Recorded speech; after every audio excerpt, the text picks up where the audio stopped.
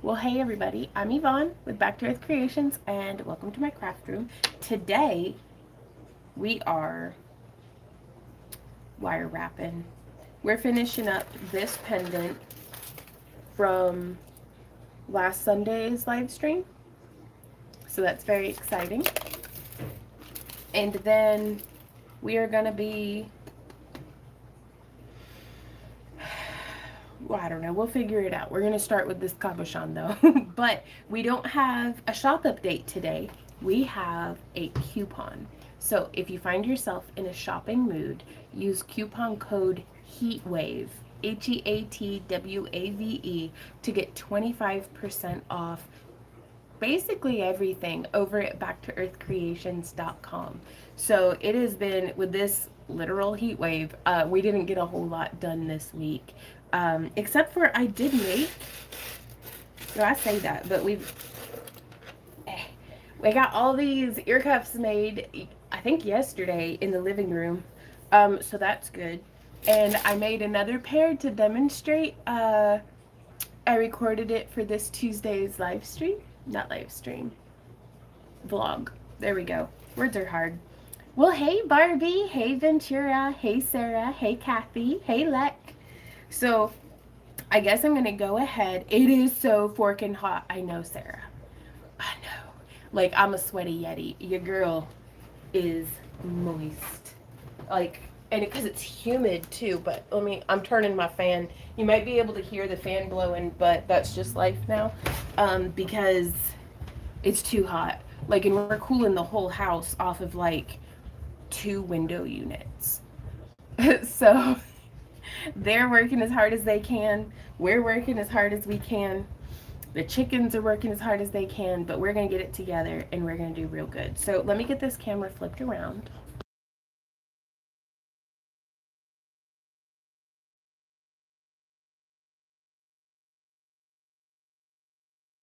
There we go. And we're going to get into some wire wrapping today, you guys. Well, hey, handmade. You use those poor units right, Sarah?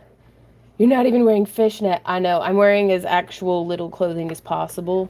And I've got my beans out, which means I don't got shoes on. But, hi, chat. Hope you're all having a lovely morning, day, evening, or whatever time it is for you. Well, hey, handmade. It is a good day today. Ooh-wee. But yeah, so last week we left off. We were making a pendant using 18 gauge wire as the core wire and 24 gauge wire as the weaving wire. And this is one of the bonus projects for the last month's craft along kit. So I figure we'll go ahead and finish it up together.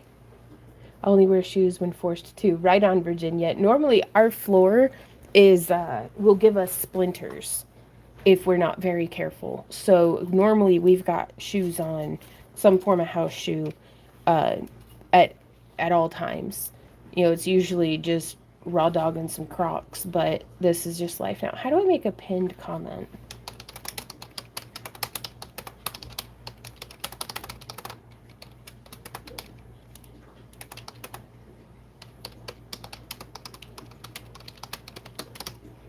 Okay. It'd help if I could spell. There we go. Hit wave. Heat wave. Okay. And then we'll send that. And then do I click it? And then I'll pin it. Excellent. So that should take care of that. Do. Well, hey, Mare, how's it going? But I would love to be able to. You should wear those thin pedicure slippers. Unless they've got a rubber sole, I'll still get splinters through it.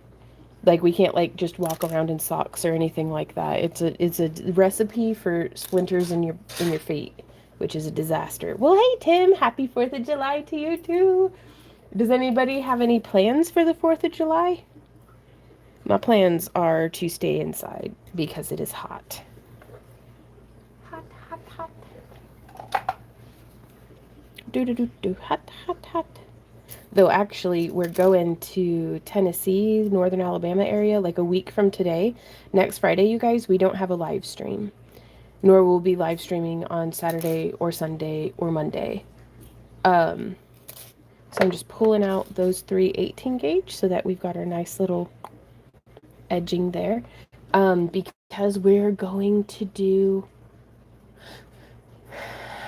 go look at the new house in Alabama, you guys, and I'm very nervous and excited. But right on.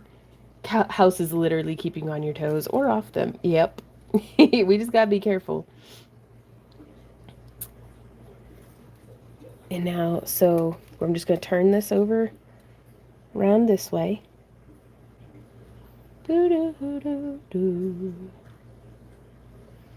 And I am leaving this one additional wire just in there. But I guess we should go ahead and bend it, huh? Ah! Woo! Ah! Yeah, oh, sorry. I don't mean to send y'all through withdrawal.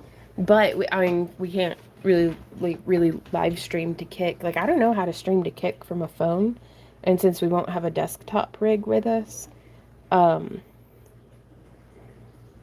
so I'm just using my flat nose pliers to do a nice little bend there. Just to kind of go in line with everything. We'll be working on Miami Beach July 4th party. Ooh!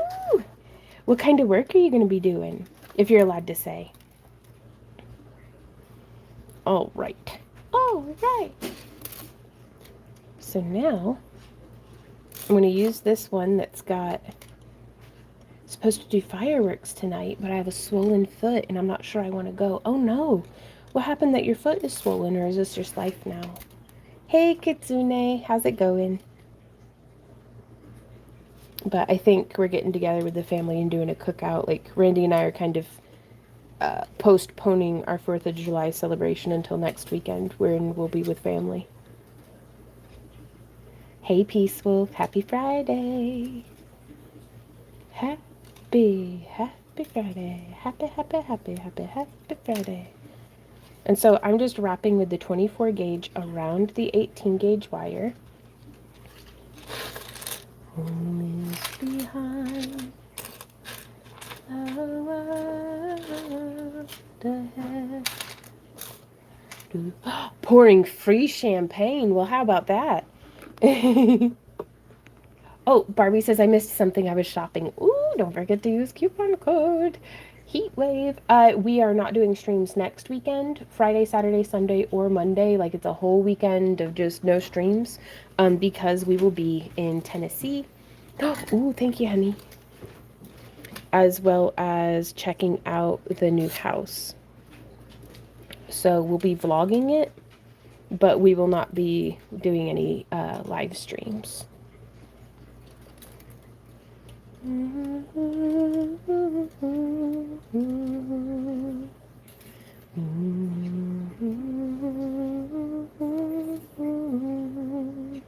Ooh, welcome back from the store. Did you get anything good? I'm gonna see what happens when I squanch down on this like that. Oh yeah, that's fine. Oh, hey big boy. Hazy dog. Dog just got stuck on the on the tripod. So we're gonna be repeating this pattern on this side so that we can set our gemstone or a cabochon like this.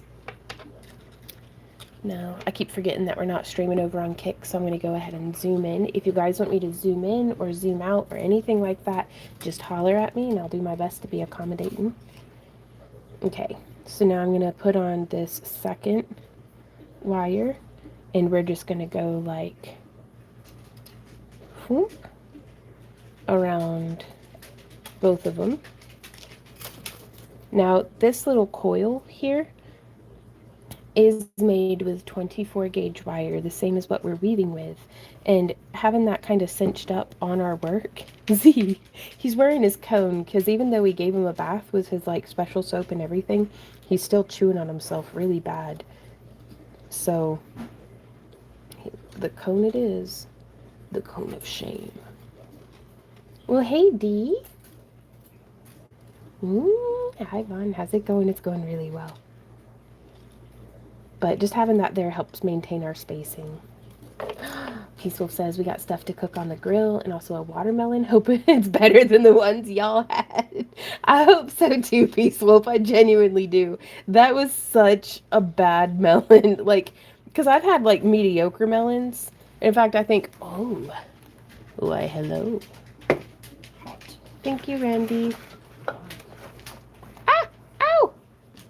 I know he just told me it was hot, but I wanted to bring it closer. Lizard people. I've been watching a lot of Y-Files for it's my new night show. Because I think I've watched just about all the episodes that have come out. So now I just watching reruns. But I've had mediocre melons before. That was the first bad melon. That wasn't like bad because it was rotting. It just was not good. Oh man. I've just realized I don't really like weaving it from that angle, so I'm just gonna flip it over to make my life just a wee bit easier. Like, we can choose our battles here. Can I ask y'all to pollinate my like button? I don't know, that sounds weird. Just tickle it, maybe? Just poke it. What are you guys' favorite things to cook on the grill? Randy loves some burnt hot dogs. And good news, I'm good at burning hot dogs, so...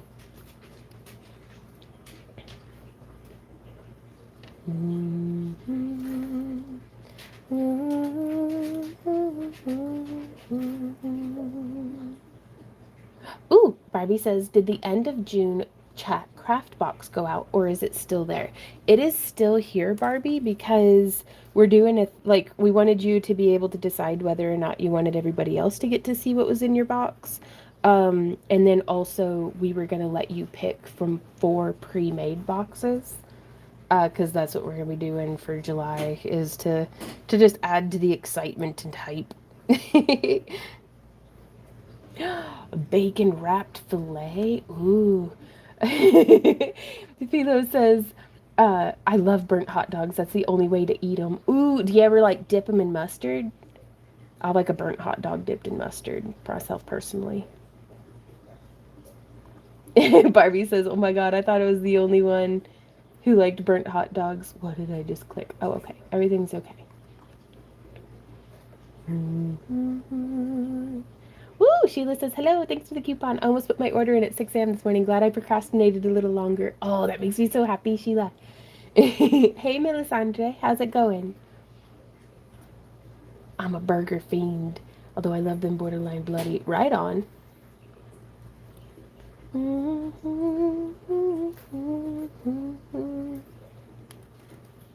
Okay, so we're gonna go 1 and 2. Like a little char. I like to put diced potatoes with garlic butter and chives in the little tin foil balls and grill them. Hell yeah. Is this the kind of day we're gonna have today, you guys? Like, I've just had a cold lunch meat sandwich, so I'm ready to talk food. just pre-gaming for dinner. Oh, really? Kathy says when my youngest sister was little, her hot dog had to be burnt. Ooh, I like them better burnt than boiled. I'll tell you what. Okay, so now we're wrapping. This is what we got going on here, you guys. Uh-oh, did I miss a stitch? No, okay, it just needs smushed. We'll smush it here in a sec. Well, I'm gonna go party with Tim and make some burnt hot dogs and drink free champagne. I had a tasteless watermelon last week in New Jersey, so I made some simple syrup, sugar water, and toasted the cut chuck in the mixture in the refrigerator. Okay, ooh, look at you go.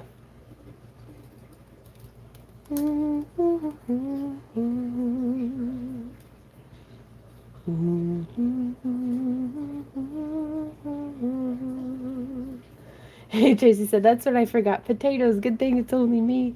Oh. Well, I fried up a potato this morning. Randy and I made, y'all will see it in this week's vlog if you're into that. We post our vlogs every Tuesday, by the way. Shameless self-promotion. And we turned all those red cabbages that I'd harvested in this past Tuesday's vlog. we made egg rolls to like freeze. So then we've been eating a lot of egg rolls, but I had the deep frying oil on the stove and ready. So I deep fried some potato, like home fries, some diced potatoes this morning, which are like Randy's favorite thing. But man, it made me miss Maddie so bad because I haven't made a big breakfast like that. Because when it's just Randy and I, like it takes me like 30 to 40 minutes to cook, and then we eat it in about 5. And so I like to have more than just me and Randy whenever I make a big breakfast spread. But we had cheesy scrambled eggs, we had bacon, we had fried potatoes. Well, I guess that's not a huge spread, but it was a lot of work. It felt like a lot of work slaving over the hot stove, but I scrambled the eggs the way that Maddie had taught me. And it just, man, it made me miss her so bad. And that's what's keeping me brave on this move to Alabama is because I'm so scared of just, change. I'm in very comfortable, like high end poverty here in this house that we're in. Um, but it's just scary to, change is scary, you know? Well, for me at least. I don't know how y'all feel, but I'm terrified of moving and having a whole new, fresh set of problems and just everything. But thinking about how we'll be able to be closer to family is really making me brave. So I made a Maddie breakfast. Did you really, Holly? Oh, I missed it. But congratulations on doing a live stream. How did that go? I'm so glad that your kit arrived. I'll have to watch the live. But also, I'm nervous. I hope you liked your kit. Oh, okay. Oh, well, I'm cheering for you anyways.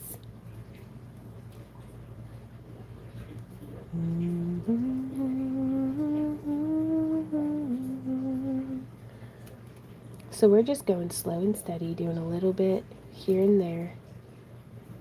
But yeah, I just about cried. I missed Maddie so much this morning. I just want to feed her potatoes. Like, oh, Barbie, I'm so glad. She's really enjoyed the last vlog. But yeah, just something about, because it's usually this time of year and summer's past that we'd be fixing to take Maddie back home.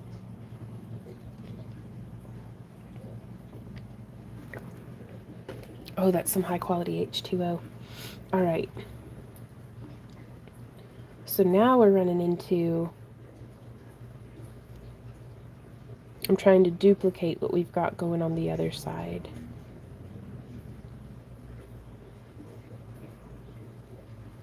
So I'm going to have to compress that down a little bit so that we can go one, wrap around just one. And if I can't fit in with my fingernails, then I do like to get my bent nose pliers and come in here and just go like, bam.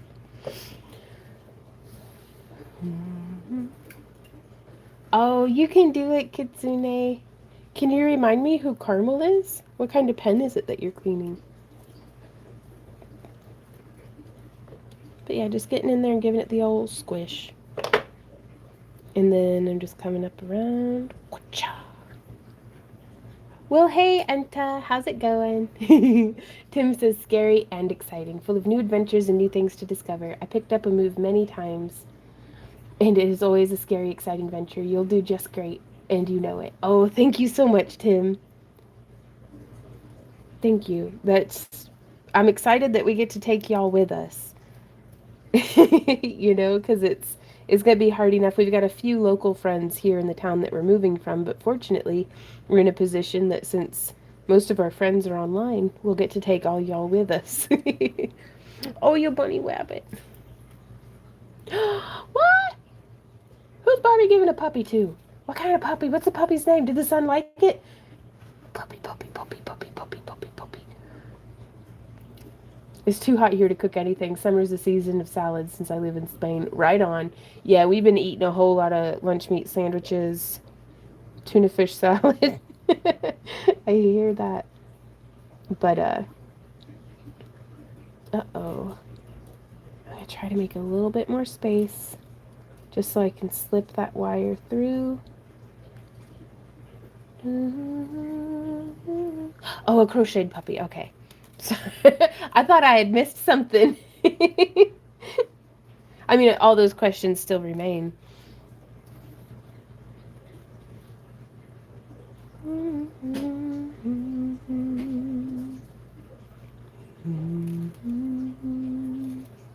Uh-oh. I'm going to give us a little bit more space between these wires because I don't know if you can see, but I am like stuck on that tip there, and that's no good. So I just need to get 2 wires. So there's one. Oh, yeah. And then 2. Uh-oh. And so today I'm crafting with materials very similar to, like, the cabochon is from the same batch, but the wires are different colors but the same gauge as what we sent out in our June craft along kits, which I find very, very exciting. So this is like the kind of bonus project for the kit. So this one was the main project, just doing a little sunshine pendant, and that's linked down in the video description. And then this one is a bonus project because you got a groovy cab in your June kit. In this way, you can make a little sunshine pendant. And then for the ungrooved, pretty dummy thick teardrop cabochon is what I'm making this setting for. Holly says, I did make my first invisible wire round wrap and it came out cute. Ooh, what makes it invisible? Oh, really? Wow. Handmade says, not that it matters very much. But my husband caught the end of your second to last vlog where you were practicing guitar. He is a guitar teacher and he complimented your technique. Well, shoot, does he do online lessons or anything like that? Because I know that I know I'm practicing some bad habits that I'm unaware of. Like, I know just enough to know that there's so much I don't know. Like, I don't even know what I don't know.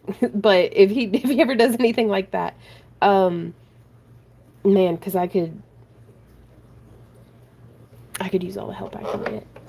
I saw a tip similar to your wrap space saver where they used a bead. Ooh. What size of bead, I wonder?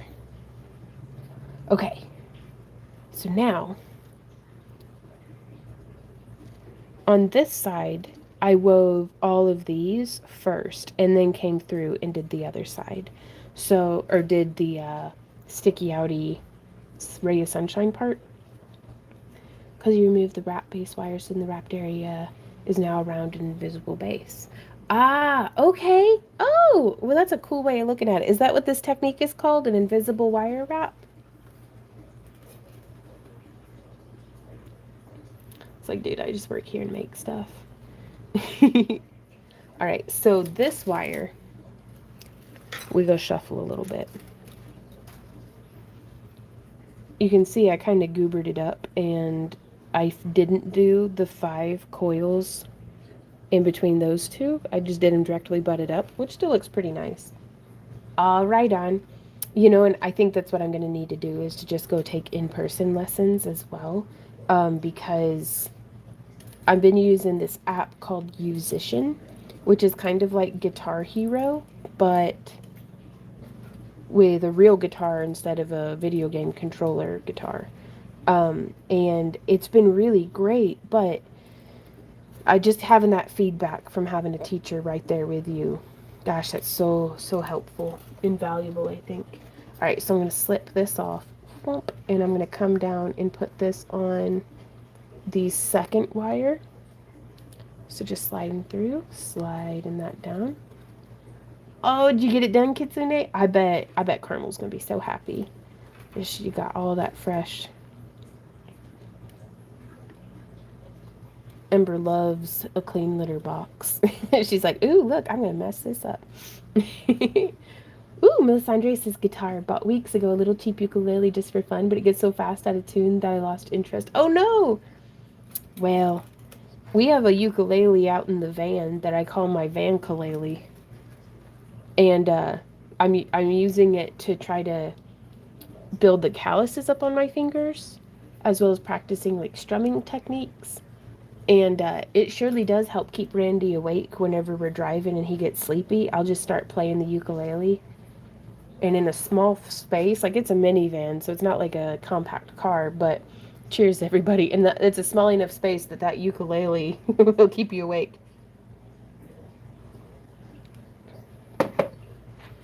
Home is behind.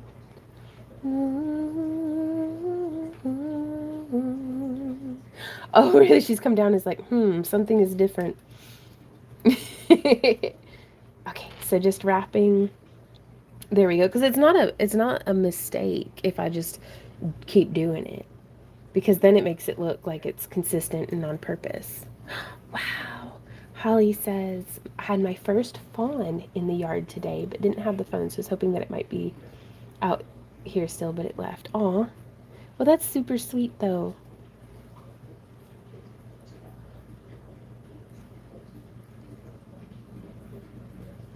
Okay, so now I need to wrap.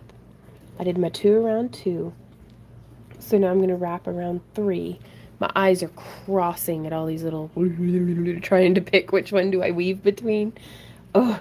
And then I'm just going to wrap around all 3. Making sure that I'm not backtracking, like back wrapping.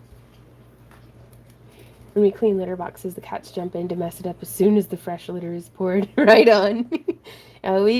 We don't change out her litter every day, but we do, do the daily scoop, and she Ember will stand in the litter box, but then just like whoo right over the sides. So we just have like we call it the Gallagher splash zone, where we just have like the whole house tarped and puppy pads around her litter boxes. But it's because we're in a geriatric home for pets here. Oh, I needed to do 2 on the 3 wires, so there we go. But it's not Better Homes and Gardens up in our neck of the woods, but I don't have a sense of smell, so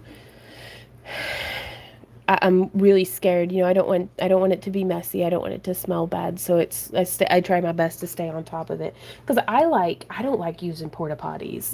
If they've been used, if there's somebody else's just blinking back at me, like ugh. So I like to flush her toilet for her. That's how I view scooping out the litter box. That, and it's like not spelunking, but like archaeology.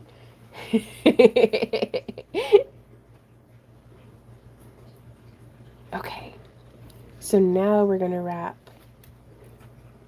Oh, really? Tracy said all my cats did that when they became seniors. Right on.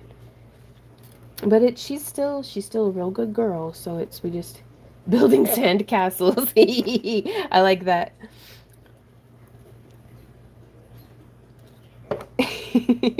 And then sometimes I'll be like, Randy, she pooped a smiley face, and he'll be like, we need to get out more, and I'm like, yeah, but it's still a smiley face. Gotcha. Yeah. Hence we just stay well stocked in puppy pads. Because I try to give her the patience that I hope somebody gives me when I'm old and pooping outside the litter box, you know?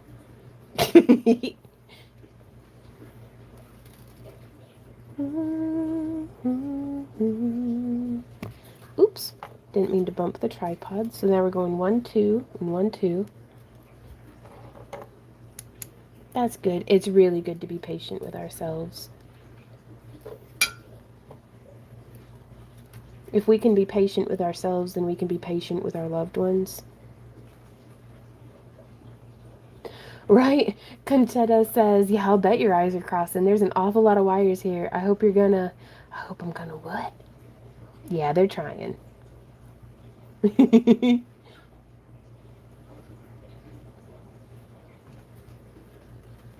Oof. All right, stretching my hands. Because the thing about stuff like this, you guys, this is just gonna take longer than something like this. And even after all of these years of wire wrapping, I want this to be as fast and easy as this. And it's just not. So that's okay.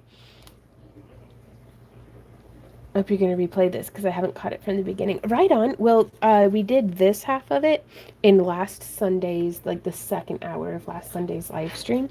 And then we've done this much so far. So what I did was I started with the 4 core wires and did like that portion. And also all of our live streams are still available for the rewatch. Um, at least for like 6 months, and then we archive them so that they are members only. But usually, if there's anything that, oh no, did I do one too many? I did. I did one too many. There we go, coming up through right there. If I come up with something worth teaching, then I'll do a tutorial about it separately, and those always stay up on the channel for free. So, but otherwise, like we've been posting pretty regularly since 2016. So we've got just a mess of tutorials and videos and stuff, and it can be a little bit of a overwhelming to try to trudge through to find what you're looking for. So,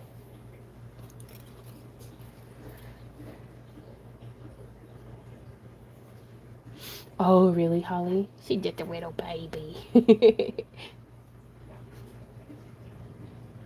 There's one,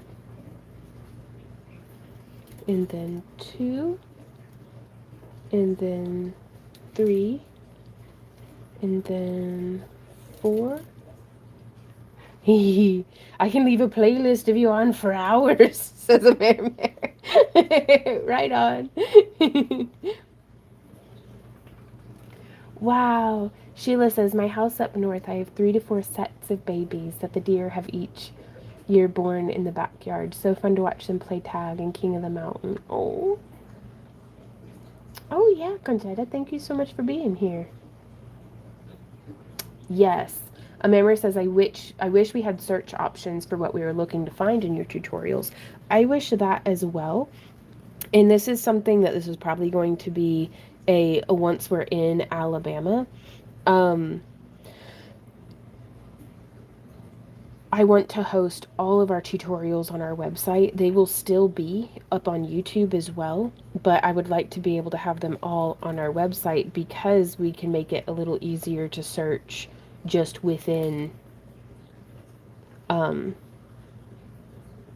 because if you search on YouTube, it shows other people's tutorials and stuff as well, which is great, but it doesn't really, like, I'd like a whole section, a whole playlist on just wrapping cabochons. And then I'd like a whole playlist on, you know, beginner friendly wraps, or if y'all could have playlists that are just like snap your fingers and the playlist is ready of our tutorials, what categories would you have? So there's one. Ooh, Karen says, I have given in to the call. What call have you given into? Is it the call to use coupon code HEATWAVE to save 25% off of your next order at backtooearthcreations.com? Sorry, that's... Well, Hazy Dog. He says, Mom, you're being hammy. You're a ham and cheese sandwich. And I'm like, yeah, I know. I'm delicious. Oop. Sheila says, having the videos on your website would be awesome. Excellent. Holly says, this would make a great tutorial. Oh, right on. Yeah, let me get one like made, and then we'll make a tutorial out of it. But yeah, and that's having the tutorials on our website. Y'all won't have to sit through advertisements either.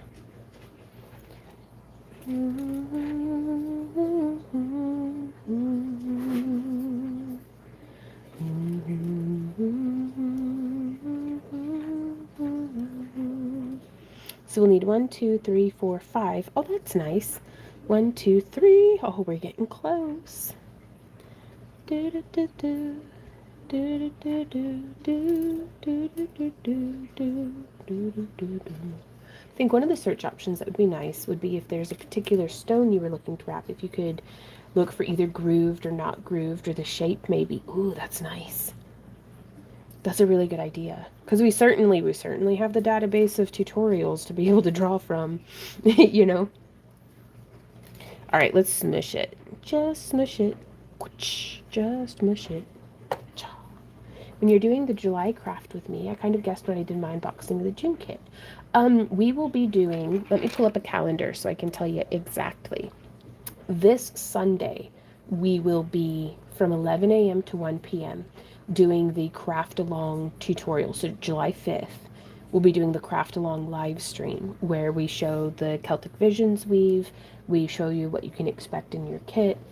Um, and then we will not be streaming on the 12th, but we will be streaming on the 19th and the 26th of July as well. And every Sunday from 11 a.m. to 1 p.m., we will be live streaming here on YouTube, streaming specifically just our, like, it's just the Craft Along project. Oh, really, Tracy? Oh, that's fantastic. Your email this morning responded twice, so please watch for two. Oh, okay.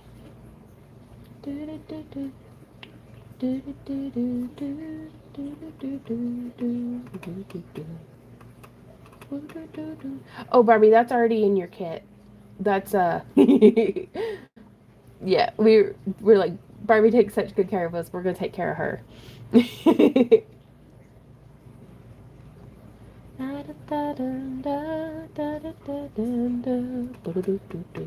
Oh wow! Karen says I ordered 5 pounds of sculling. We'll start tonight. Why? Oh, the Sculpey with a dragon skull. The skull isn't as large as your heads. Oh, that's okay. Louisiana in the house. Well, hey, Wallace. I was a big fan, had to care for ill family. I know you did cosplay. One member left about 10 Xena 10th anniversary swords. Where can I sell them? I love your channel. Oh, I don't know. I don't know about the Xena 10th anniversary swords. Um, that's interesting, though. Given into the call of making a dragon skull. Oh, that's fantastic, Karen. Ah, that's true. That's a good point. Panchetta says sometimes the advertisements are a good break because you have to put your work down and rest your eyes and your hands. That is a good point. So I hadn't thought of that. Okay, so the second wire does have a coiled bead on it. And the reason why I'm doing that is because it's helping me to maintain that spacing. Because you can see it's made from the same 24 gauge wire as what we're weaving with. And so I like to just pull it back just a little bit. But this way, whenever I cinch down on multiple wires at once, it's not getting like crushed together.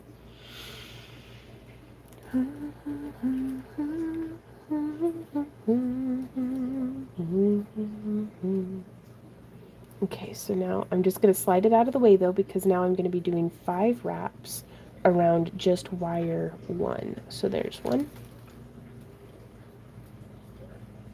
2, 3, 4, and see, it catches on the end, but I don't want it taking up too much space, so there we go. Ooh, Virginia says, I gave your info to a man making a D&D room in his house and told him one of your dragons would look great on the wall. Ooh! Yes. Yes, it would.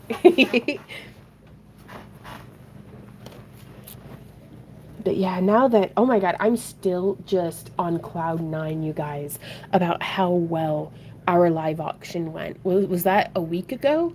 Like, what a month it's been this week. I'm absolutely blown away.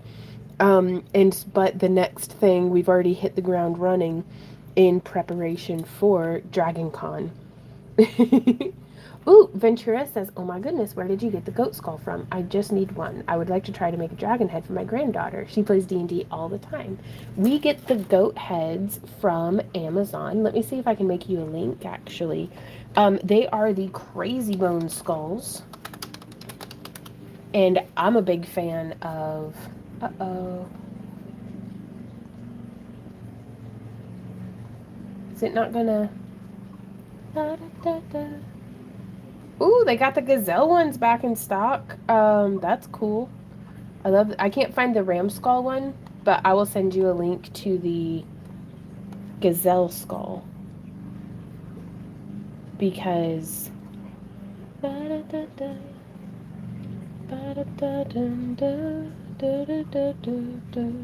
Do, do, do. I don't know if you're able to copy paste that.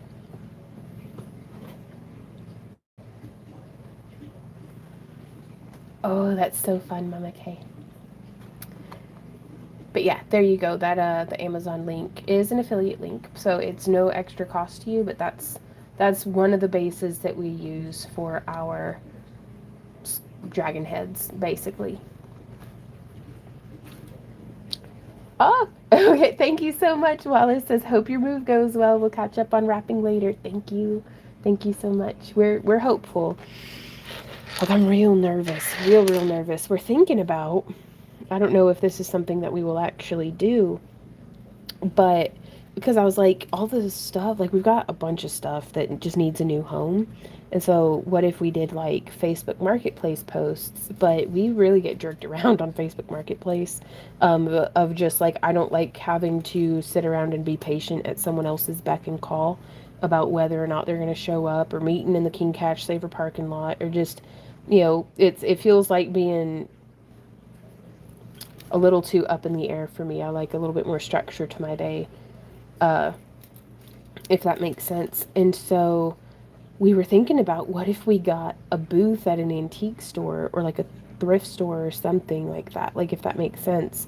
And then we would just stock it with old books and, things and some of the antique furniture that's in this house that it's wonderful, but, you know, we have precious little space in the U-Haul.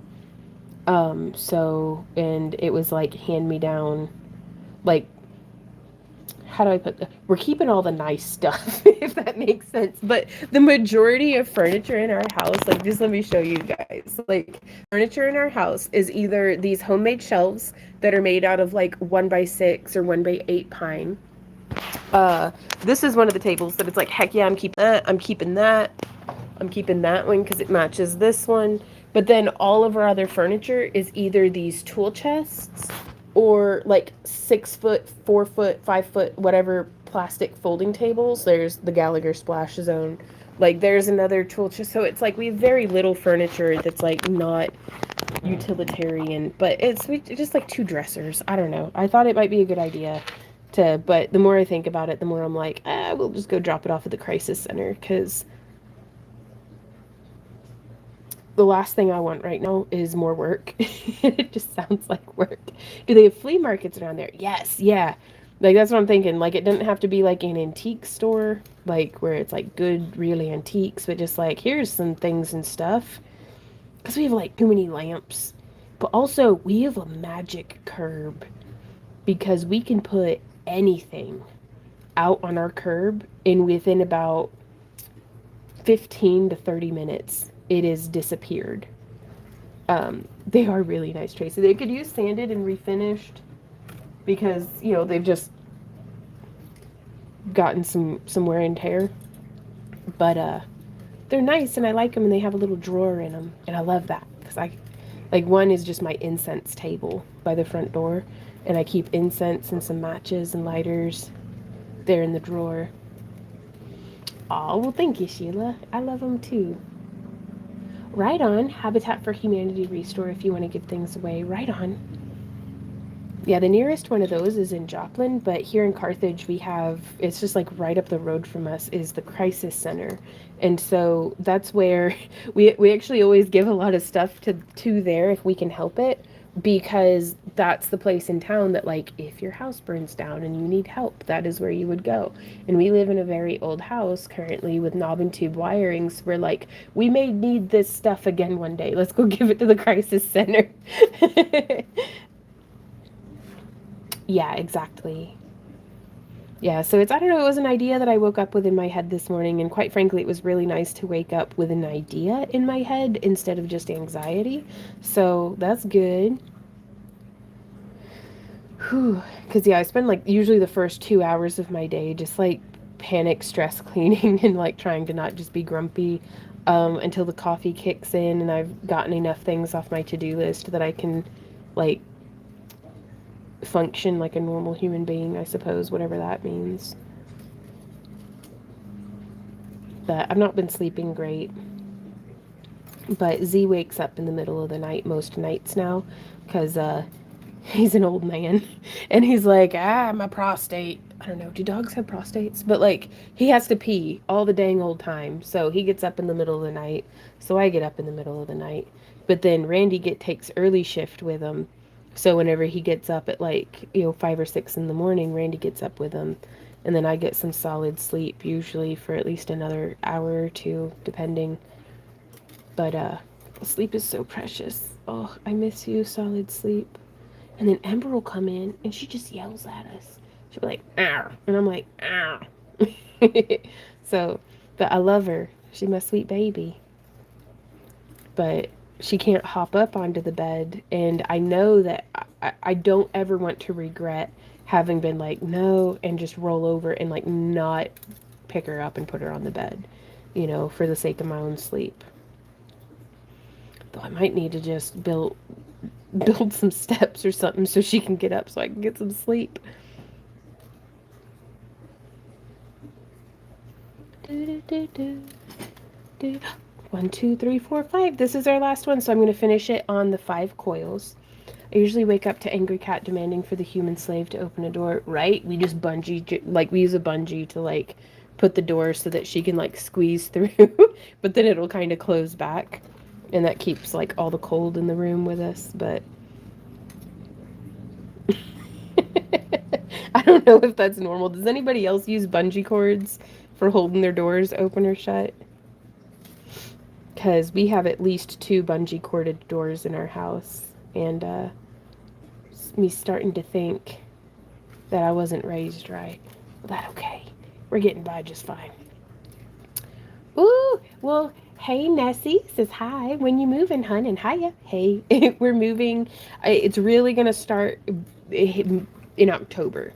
So uh, unless some insurmountable obstacle derails us, we're gonna do Dragon Con in September, and then we're gonna spend like all month packing and everything, and then we're gonna start moving in October.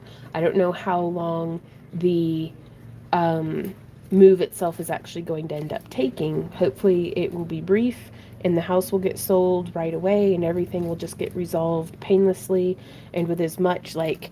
I hope somebody comes in and is like, I want to spend way more than what you're asking for on your house. It doesn't hurt to dream.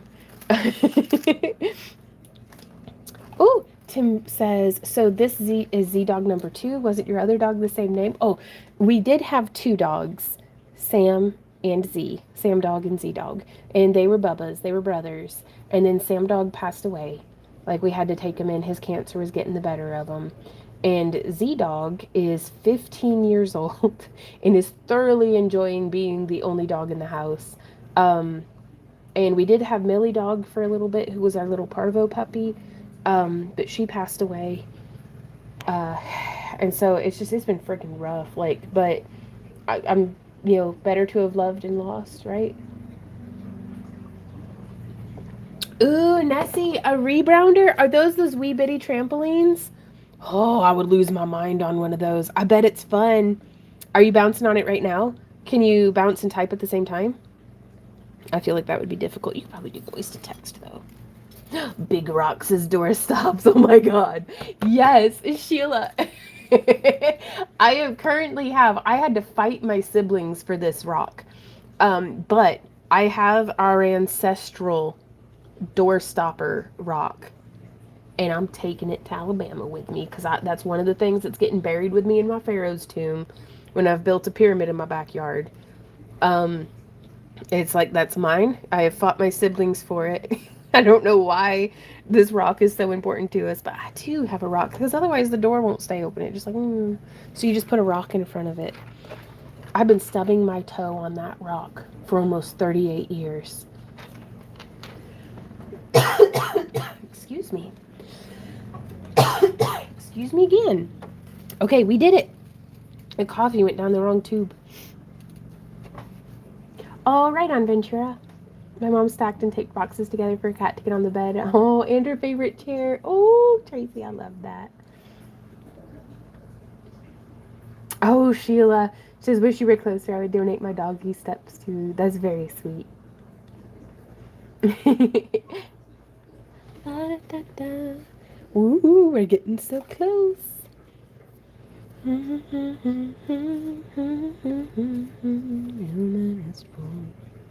So I'm just gonna move that wire off to the side so it's a little out of the way.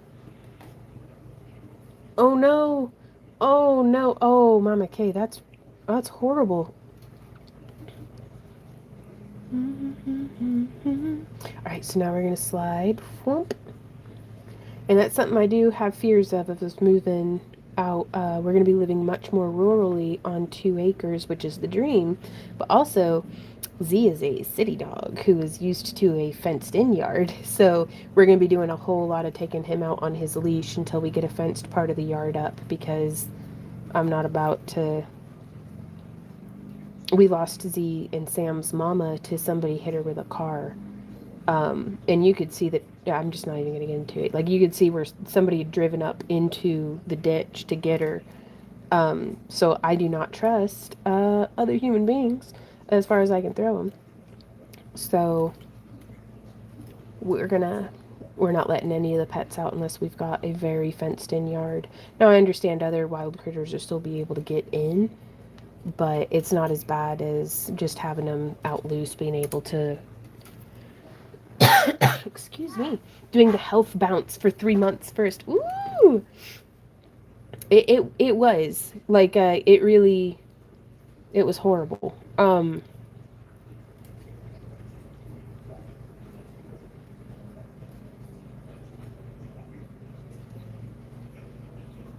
Ooh, Amira, that's a really good idea. Since I know some people have had good luck with getting one of those iPhone AirPods, whatever thingies that can locate lost items, popping on his collar in case he gets out. That's a really good idea. You know, it's one of the things that I hope to have in place before we even get there is to have like an area possibly just right out whichever, probably the front door or one of the back doors, that we can just open the door and he goes into like a fenced in area for whenever he needs to, like, you know, it's 2 in the morning and he's woken me up because he wants to go potty.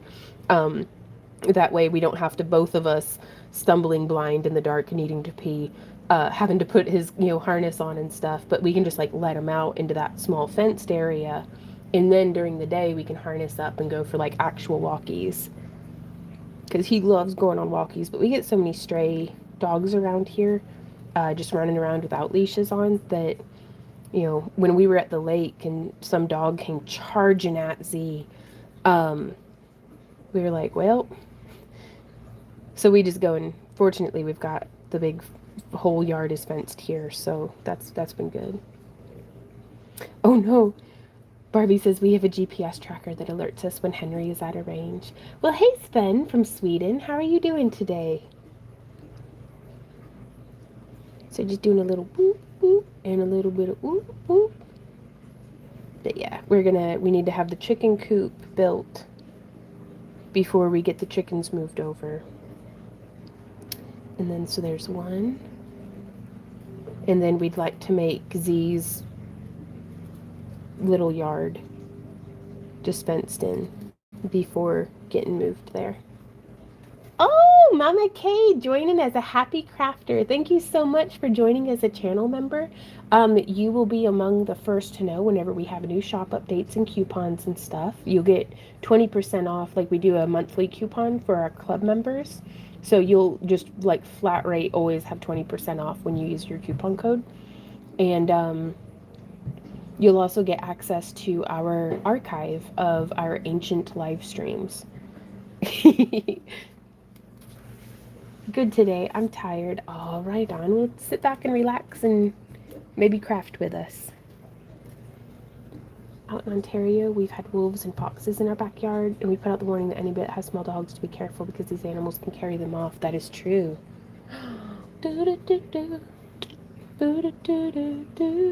All right, so now, well, gosh darn. All right, we're going to scooch this down because I keep intercepting. I want our little wraps to be able to fall very comfortably. Hey, Brooke, how's it going? Like, whoop, I'm just going to sew through right here. Kerchow. And we live in the kind of neighborhood where I'm like not entirely convinced whether or not that was gunshots, somebody's lawnmower backfiring, or fireworks. So do do do do do do do do do do do.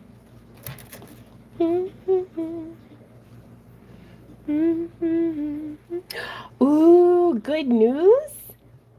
Brooke says it's going good. I have some good news I'm really excited about. I hope you guys are doing well. We're doing really well. Like, it is a very good day. Sven says, it has been warm in Sweden, but it's starting to get cooler. Right on. Do y'all have, like, is air conditioning very common?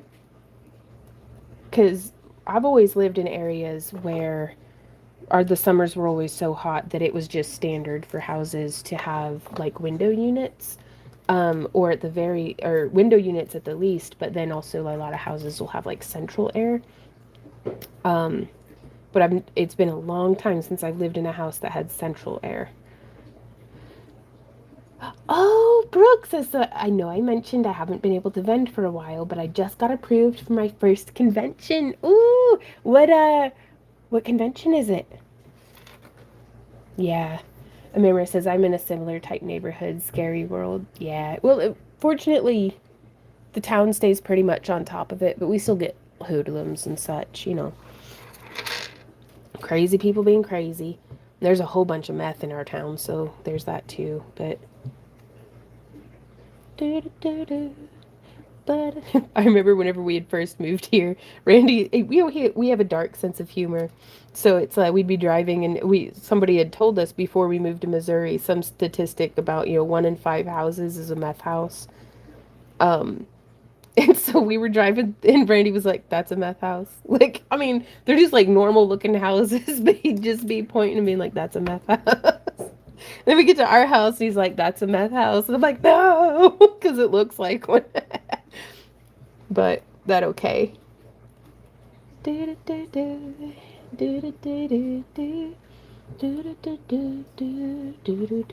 But congratulations, Brooke. That's so exciting. I did not grow up with air conditioning, says Goats. The summers are more humid in Illinois. Air conditioning is wonderful. It really is. It's my favorite. Like, gosh, I'm so glad that I've got running water, electricity, and air conditioning. Randy says it's not a crack house, it's a crack home. Thank you, baby.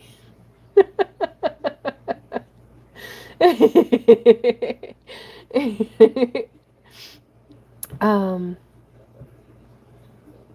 oh goodness, Amir. I did not grow up with air conditioning. The summers are more humid. In New York, growing up, we had a window unit, and my dad has always waited to the last minute to put it on just to save on the electric bill. But when I was a kid, we could survive without, right? It's a collector convention, and then there's some voice actors and stuff that come too, which is cool. Oh, that'll be neat. Goat says we also wait as long as possible to turn the air conditioning on. Cooking up some meth. I mean, tie-dye powder. No, straight up though, handmade. When Randy's cleaning molds, he's out on the front porch with all of his PPE on. So like his face mask and his respirator and his earmuffs and his goggles. And so it's like many times he's been like, so the police drove by again, and he just waves. They're dressed up like Breaking Bad. Oh, you're good, Mama Kay. I've been a member for some time. Just my renewal didn't go through because I had to make a new card. All right on. I want to thank you, Vaughn and Randy. Oh, without watching you guys planning for cons over the years and seeing booth setups, I don't know if I would have thought to apply for them. I'm super excited. Well, good luck to you, Brooke. And truly, the best advice that I can give is to plan on the convention not going as well as what you would like, because it always keeps me in the mindset of keeping my expenses quite low. And then, like, if I go in being like, I just hope to cover cost, then whenever we do make a profit, it's like, hell yeah. But sometimes it can take a while to build up an audience in an area, but it's a gamble, but you make great work. You're a hard worker. You're gonna do great. And if you don't make as many sales as what you would like to, you're just that much more ahead on inventory for your next event. Where I don't know how many times the first time we vended in an area, we didn't do super great, but like the third or fourth time we vended in that area, people recognize us and they're like, I wanted to get this at the last event, but I didn't. So it's like kind of building a clientele and stuff, but I bet you're going to do fantastic. Oop, I'm just getting that. The molds that he cleans out on the porch are ceramic bisque molds for glass fusing. And so he uses like a drill with a nylon bristle brush on the end to like clean out. It's the molds that we use to make these guys here. So it has like 12 cells that are all teardrop shaped that you put the glass frit in and then we cook it. I love the idea of the police coming up like, what do we got here? And Randy being like, dragons. Ooh, a split system air conditioner, which is wonderful. What's a split system? Does it like heat and cool? That'd be wild. La da da da. La da da dun do do do do dun do do do do. But I had to bail on the horse sanctuary. I'm not going to be able to volunteer again until the end of July. And with the heat and everything going on, I haven't volunteered for like the past 3 or 4 weeks, it feels like. So I feel bad for being such a flake. And I miss the horses and the lady who runs the place. But it's been really nice to not be spreading ourselves quite so thin. Oh yeah, goods. That's a good plan. Now I have a busy schedule of making stuff from now until August. I'm going to try making a couple of dragon eyes. Oh, that'll be cool. And also posting, if you post to social media, it can be a really good idea to tag the convention or do the hashtag for the convention, because people who are going to the convention have probably um, searched those tags or followed that page, and oftentimes by you making content about what you're making for the convention gives the convention content that they can repost and put you in front of their uh, congoers or potential congoers. So it is in no way guaranteed. A lot of places it can be really hit and miss on whether or not their social media is like up on it. But like as somebody who, just as a parallel example, it's not exactly apples to apples, but whenever I do wire wrapping, I use a lot of parawire. And so I'll do hashtag parawire or at parawire whenever it's an instructional video, because most of the people who are getting parawire might not necessarily be buying handmade jewelry, but they might be in the market for watching some tutorials. So by or doing like at Sculpey or at Cosplay or just anytime I'm using materials from something. And Parawire has a fantastic social media manager that they're really great about reposting just about anything that has that hashtag on it, and so it gets your work in front of other fans of wire wrapping. um and so you can just take that same concept and apply it to, like we were doing that for SoonerCon, doing hashtag SoonerCon with our dragon eyes and stuff, because that's what was going to be in their art show. Uh, Now I never saw any kind of return on that because we had to cancel going, but it's just something. And it didn't have to be every day or anything, but just anything's better than nothing. Planting a seed, seeing if it sprouts. Ooh, okay. Brooke says, oh, yeah, that's a good idea. I need to start posting again on social media. I've been slacking lately. Right on. But I don't know. It feels like when I post to social media, it feels kind of like just wishing a wish into the void that maybe I can be helpful to somebody. Maybe somebody will see something that they, got to take home. And excuse me, y'all. I'm going to get some water in me. Mmm. Brooke says, I'm hoping I might stick out a little bit. I watched a walkthrough video from last year's con, and there's a lot of resellers, which is awesome, no shade, of like toys, pops, cards, comics, etc. Gotcha. In my experience of selling jewelry, the sales that we would make at events like that are more like kind of comic book and collector shows, were more to people who were buying gifts for other people than it was for themselves. So, upselling, if you have any kind of gift wrapping or anything like that, or being like, oh, if you get earrings, yeah, they come on a earring card and in this great little gift baggie, perfect for gift giving. Never too early to start shopping for Christmas kind of stuff, because everybody's got like coworkers or siblings or somebody who makes or who wears jewelry. So yeah, Sheila. I wish I were diligent enough to take my own advice, but whenever I post, those are the things I try to keep in mind. Is because you don't have to get in front of everybody on the internet. You don't have to compete with everybody on the internet to be able to get your posts to be successful. What's more important to me than the amount of views and things that I get on my posts or YouTube videos or anything like that is to I don't need it to get to 100,000 people. I just need it to get to 10 of the right people, because if I can be making 10 sales, then hell yeah. Or just something like that. So don't feel like you have to be netting big numbers to be successful on social media. It's how effective is it? And a lot of what I do is wildly ineffective, but also I do a lot of stuff just for fun. And sometimes the efficacy, is that the word, is more about just keeping me coming back. Because if I keep coming back and if I stay consistent, then we will succeed. Because Randy, he is my rock. He is super consistent and good and fantastic. I am a little pollinating butterfly who will wander off into the wrong yard, and before you know it, I'm 3 counties in the wrong direction. So it's just trying to stay consistent.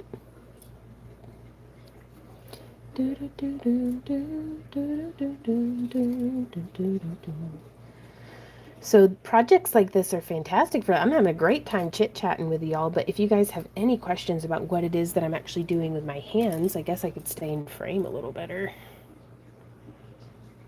Ooh, you touch my wire, y'all. Ooh, my wire wrap. Ooh, ooh, ooh, ooh.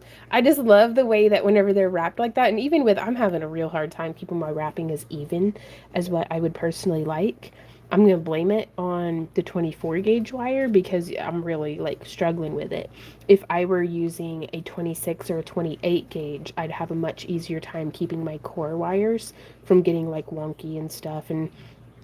But the 24 gauge is necessary to me to do the rays of sunshine coming off the edge. Well, thank you, you guys. But I love the way that the light just flashes across it. Ooh. Love it. Love it, love it, love it. Okay. So we're going to do 1, 2, 3, 4, 5, 6, 7, 8. 1, 2, 3, 4. We're halfway there. Do, do. No, I'm not supposed to be doing 2 wraps. Okay, so on this one, I was doing 2 wraps around a wire, and then 2 wraps around 3 wires, and then 2 wraps around all 4, and then 2, and then 2, and then like so. Whereas here, I'm doing 1 wrap around 2, 1 wrap around 3, 1 wrap around 4, and then breaking it back down. You can see like it's a little wonkier than I wanted it to be. It'll be fine. It'll be perfectly fine. So unless somebody's like looking at my work this close and going, yeah, you screwed up right there. Piece is ruined. Like anybody who's doing that, they're either A, an asshole, or B, more likely, just as interested in wire wrapping and obsessive about details as I am. So I don't get like upset whenever people are like, yes, you suck. Um, or something, or they'll just be like, oh wow. And nobody's ever really pointed it out, but that's what I tell myself to appease my inner critic, is that like if anybody is noticing these teeny tiny flaws, then they just have a very sharp eye for details, and they're probably just as interested in how even it is. But fortunately real life is not like the comment section. Like people are very kind and understanding that this was made by human hands. Right on. Goots says, yeah, I struggled with 24 gauge the first few times I tried to do an advanced wrap. Do you have any tips? Because like you can see it's starting to eat into my thumbnail. My thumbnail's gonna be split. That's okay. Doing it for the project.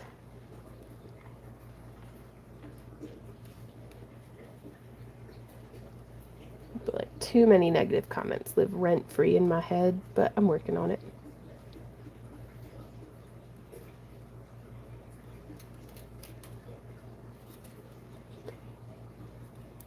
Right on. Brooke says I always have my thumbnail splitting on me when I wire wrap. Oof. It's good to be in good company. I'm not alone. One, two. Now we're coming up around. And now we're just going to sew this on to join it to our wire wrapped frame.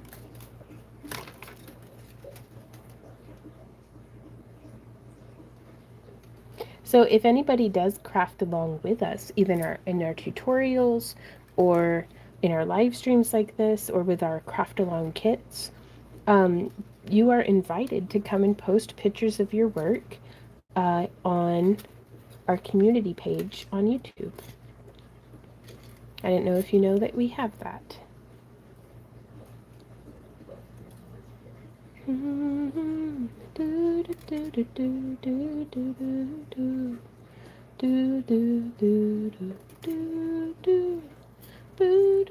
Ooh, nail hardener, and it helps a lot with it. Okay, that's a really good tip. I'm glad I got that little fan. It is just warm, you guys. Only 3 more. We can do this. Let's keep going. We got this. We're going to do a cool bail too. What kind of bail would you guys like to see on this one? Do you want like a really wide bail? Do you want... Nope. Oop, whoop. There we go. Yes. Around 3.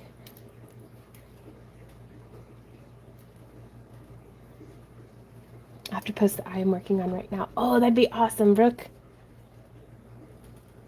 Because in our Kick live streams that are Saturday, Sunday, and Mondays from 3 to 6 p.m., I'm trying to be better about going and checking out the community page posts like they're in the live stream so that we can all look at everybody's posts together. It's kind of like back in the Discord days, but without being quite so intense as whenever we had our Discord channel. Because I'm just not good at babysitting people, and people need babysat when they're on the internet because there's always somebody like posting their bank information by accident or pictures of like their butt or something.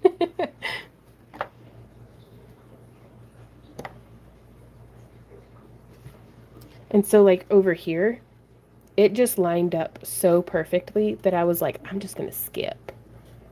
So I'm just going to skip over here doing that join. So instead of wrapping 2 around both, I'm just going to wrap 2 around 1. So we'll have a total of 6 coils on this 1 core wire. There's 5 and 6. Excellent.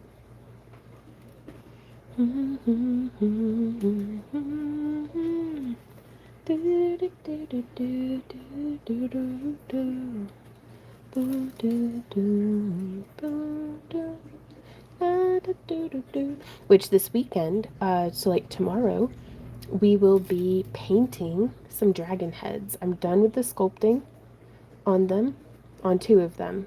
And so I'm going to be painting and applying like the feathers and greenery and such.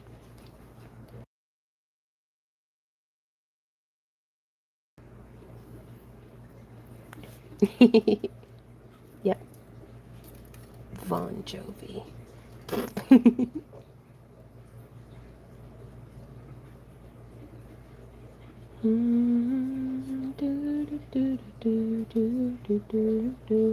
Yeah, Mary. Yeah, and we're having some giveaways over on Kick this month as well. We are having a top chatter giveaway. So whoever reaches the highest level in chat wins one of our super mega craft boxes.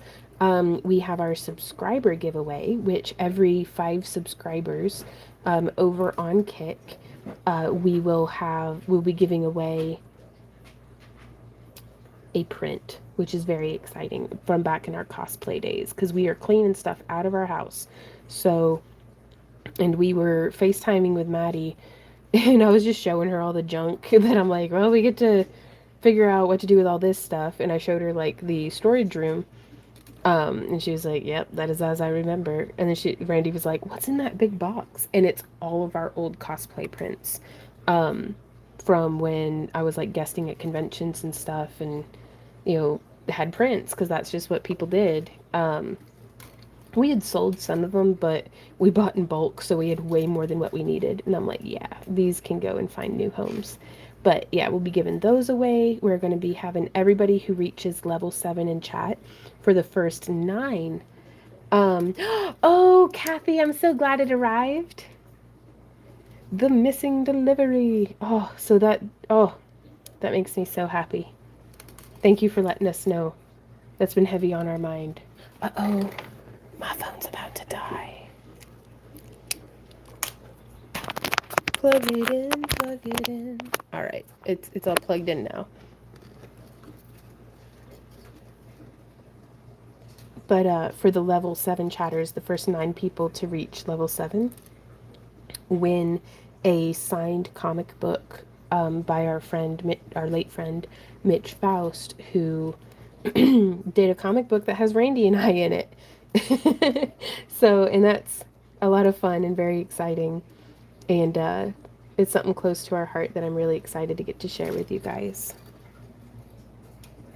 But that'll be over on Kick. That's kick.com/Back to Earth Creations. You can sign up for our free newsletter, and that way you'll get the streaming links sent to you anytime we go live, have new tutorials, new vlogs, anything like that. So there's one.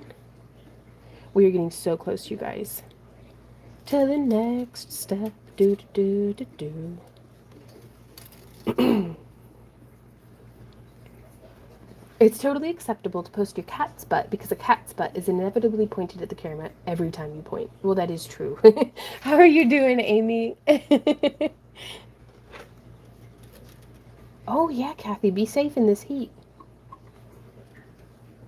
1, 2, 3, 4, 5, 6, 7. Last one. Oh, this is exciting. There's one. There's 2. There's, wrapped back over myself. There's 3. There's 3 around 3. There's, well, 1 around 3. I'm just saying numbers. I don't really know what's going on here. There's something happening here.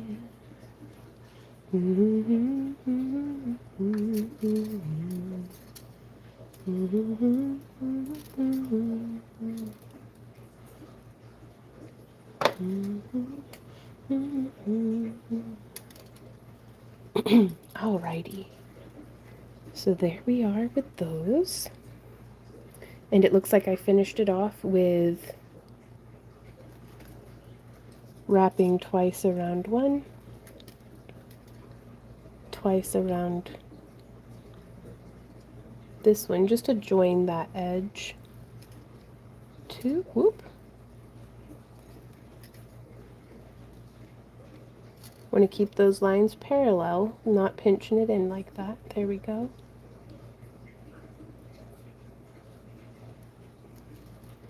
Then 1 and 2. Excellent. Okay. Just stretching my arms for a minute. What's hurting me the worst today is pressing this arm down onto the table is how I like lock in to try to stay in frame. Ooh, get a little tractor. That's how I get my mail and take up garbage. Game changer. Nice.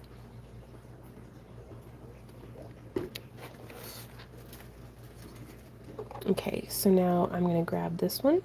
Well, let's make sure we've given them all a good squishy smush. Smush, smush, smush. Before we're going to grab here. Are y'all ready? This is the fun and exciting and like rewarding part to me. Whoop. happens so fast. And then 2. And then here's this third one. Whoop. So now we have our little rays of sunshine. And now I'm just so excited.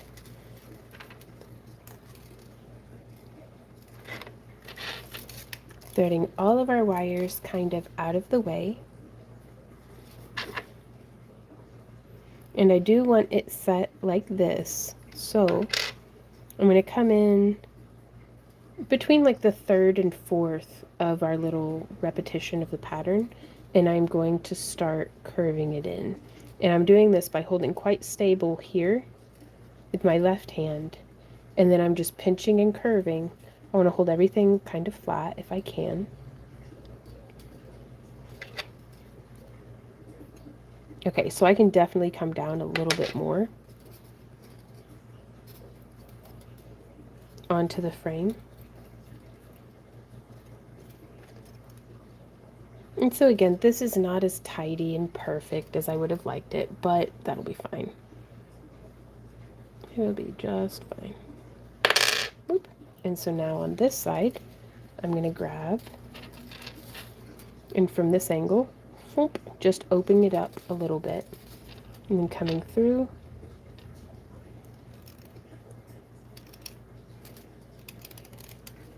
and I'm just shaping this a little at a time.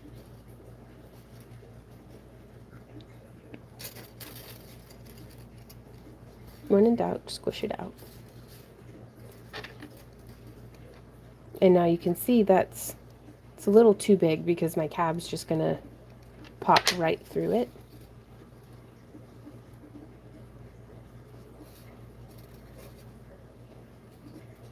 And so we can tighten it up a little just by bringing those sides in.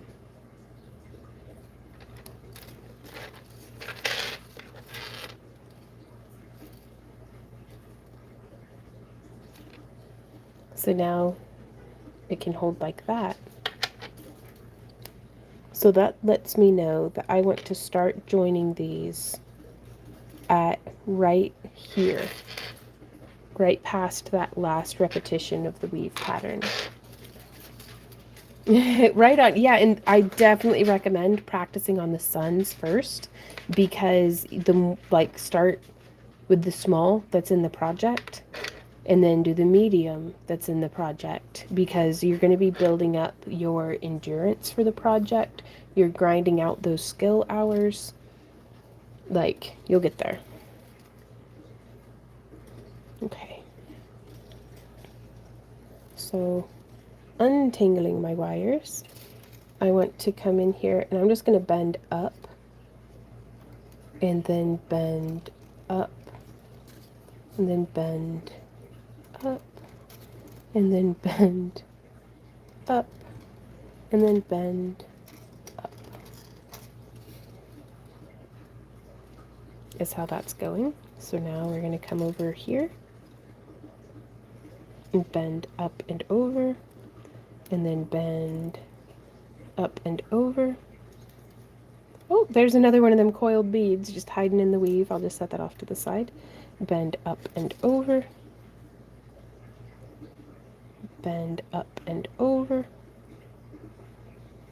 All right, on goats. I do hope to be helpful to y'all.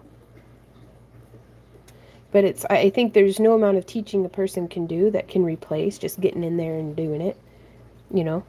But, having bite-sized baby steps can really, you can climb the mountain if you know where to put your feet for one little step at a time.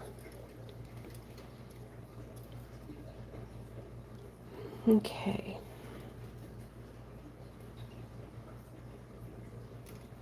I'm going to make the executive decision to cut right here because it's kind of facing towards the back. That's it.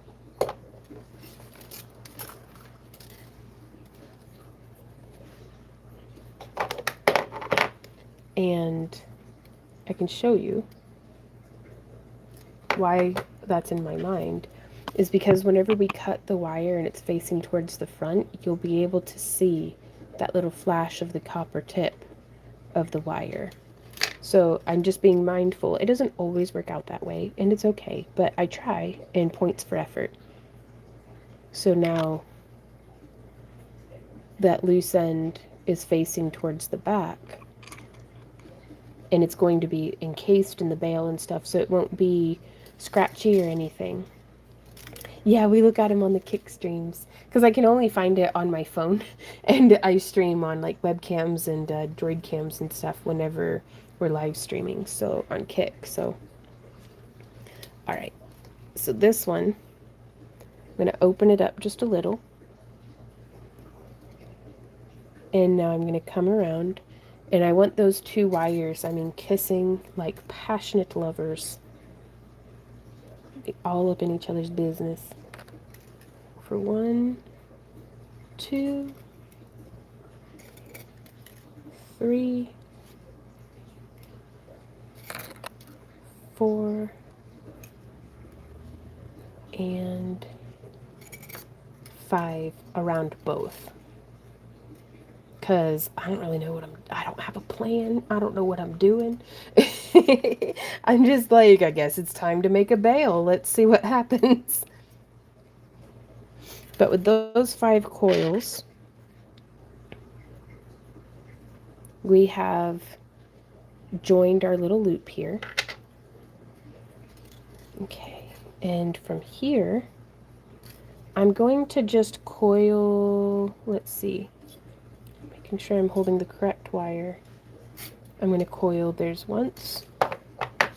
This is a great instance where I do like to use my pliers instead of my fingernails to just push that down, because since I wove them so tightly to each other, it's difficult to get a new wire in there. Oh no, you've been dragged to a party. Well, I hope you're having a good time, even though you can't hear me. 3, 4, 5. And again. Smushy squish. And again. Snipping that wire so that it's like facing the back. And we've got plenty of wire here, so we can use it to make like a little nest bead or a chaos bead, or just use it in another project. So just squishing that wire down. Now I know what you're thinking, these are not symmetrical. It'll be fine, because we're going to be kind of tucking this. At least you can still watch, that's true. I'm just coming in with my flat nose pliers and bending towards the back, like so.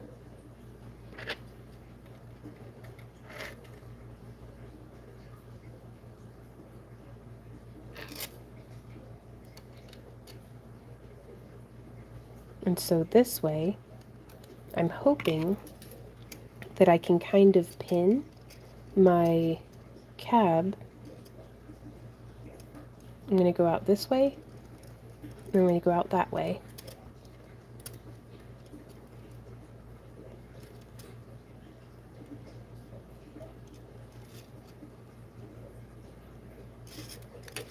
And we're going to take one of these pieces of scrap wire. Scrap, no such thing. We're going to take one of these, it's like 2 feet long. This is plenty. I'm going to cut it in half.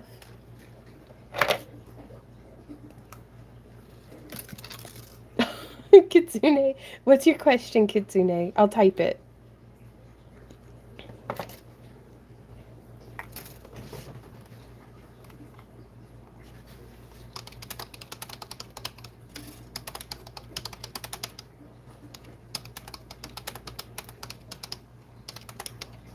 Smiley face.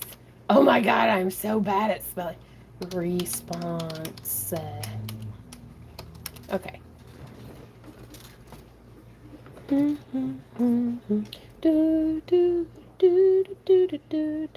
So now we have like a 6 or 7 inch length of wire.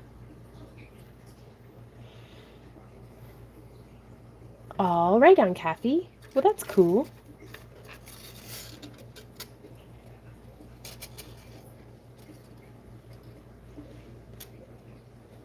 So I'm looking at where I want my wire to come through, and I think I am just going to come through. There's one side of the wire. So do you see how we're sewing through our frame here? You might be able to see a little more easily from this side.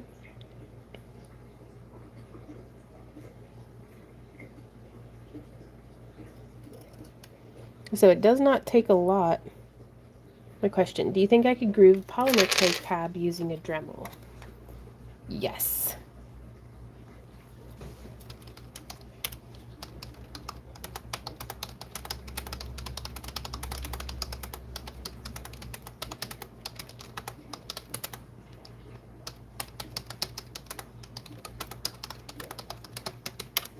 Okay, so for dremeling polymer clay, the polymer clay is so soft that it can really get eaten away rapidly. So you might have a better results or a little bit more control using a hand file.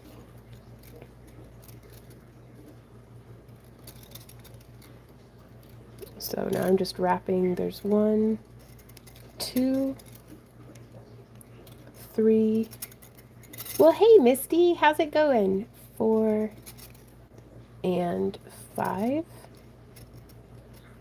And I can actually demonstrate this because I have some files and I need to stand anyways. Whoa. How was your week, Misty?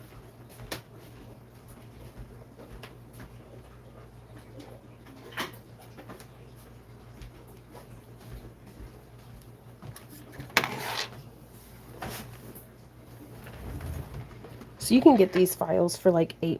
Let's pretend for a moment that this is made out of polymer clay. And I would be looking for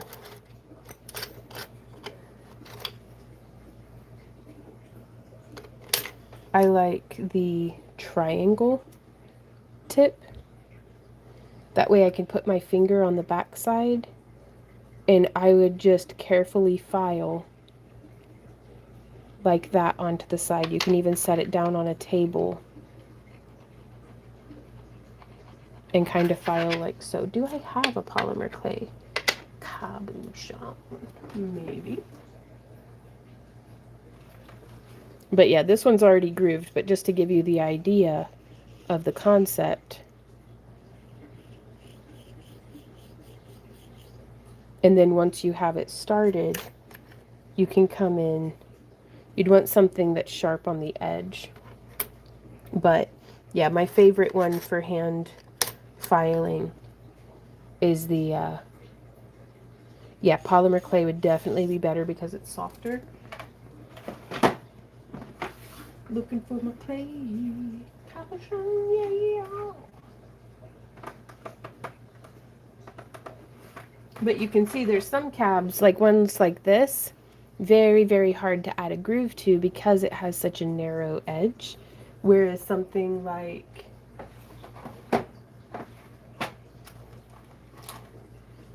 this one here, you can see how much thicker its edge is.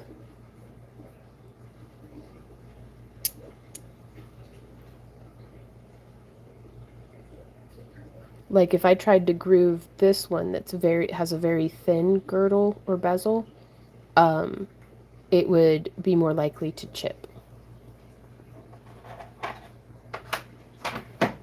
I do not have any polymer clay cabochon on hand.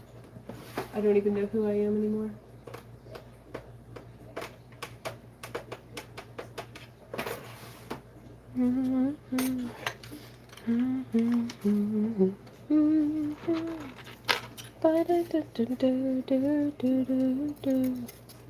Alright, so I'm going to do like 10 of these wraps just because I want it to be nice and secure.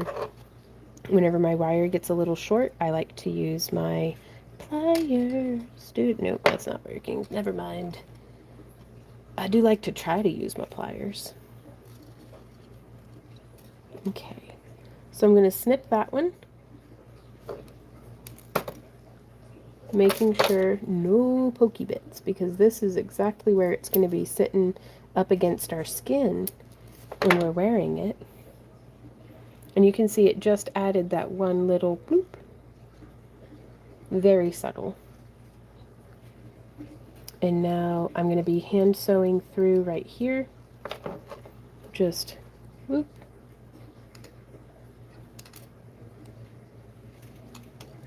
There's one.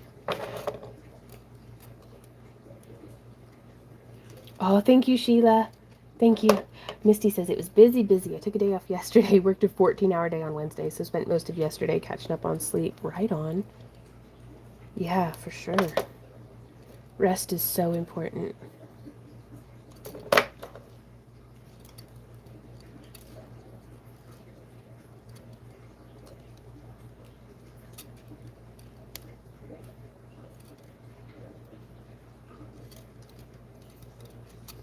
There we go. So yeah, I like to do like at least 5 wraps because it makes me feel like I've got a good grip on between the wires. Smushing that down and testing to make sure that we can fit our cab in there.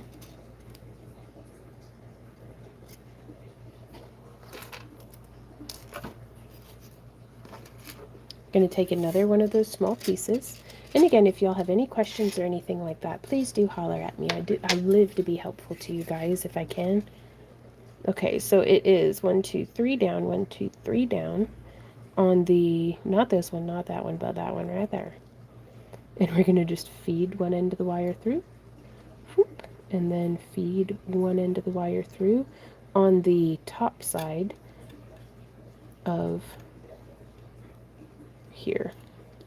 And what I mean by that is it's closer to the side that's between. Why? Okay.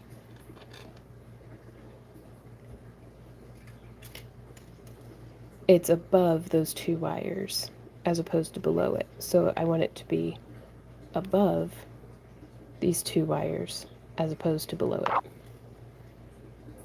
So there we are. And now we're just going to wrap.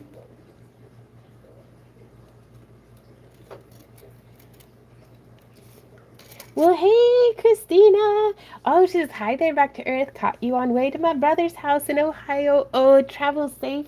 We are so excited to see you next weekend.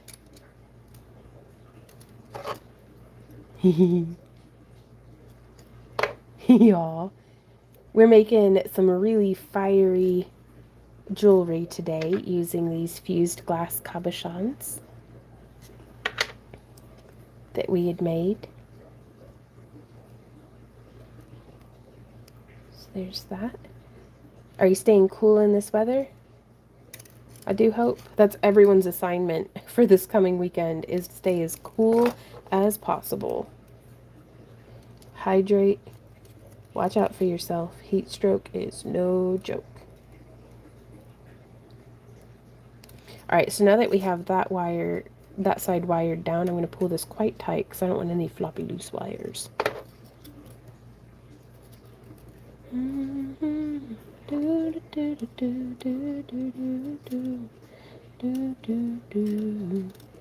So then we're just going to tighten down. 111 heat index. Oh, no, thank you. I'm ready to be a Moloch and just go live under the ground. Where it's nice and cool. In Ohio, hot daggity dog. Like, I think I was hollering yesterday, just in the back bathroom yelling at this guy. And Randy came back and he was like, yes, my love. And I was just like, I think it's dumb that we live in these boxes instead of in holes in the ground where it's nice and cool. And he was like, yes, dear. Like, just okay, honey.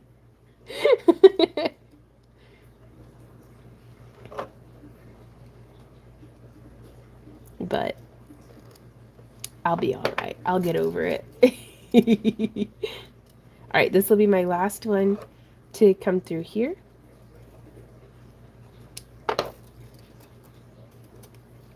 And In Ohio, I bet it's humid too.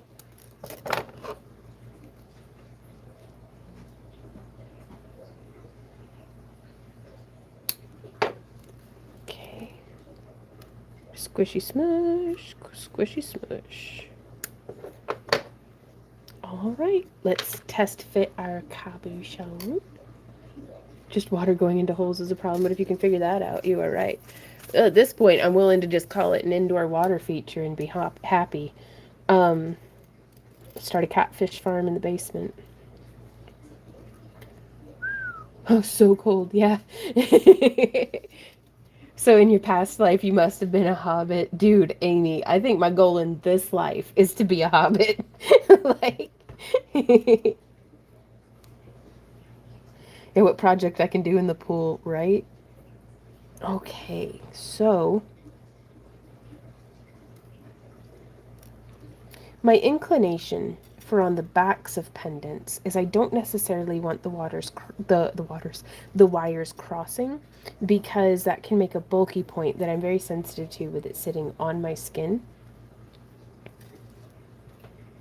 So I was thinking, what if we, and also, you guys, this is the worst. What do I do?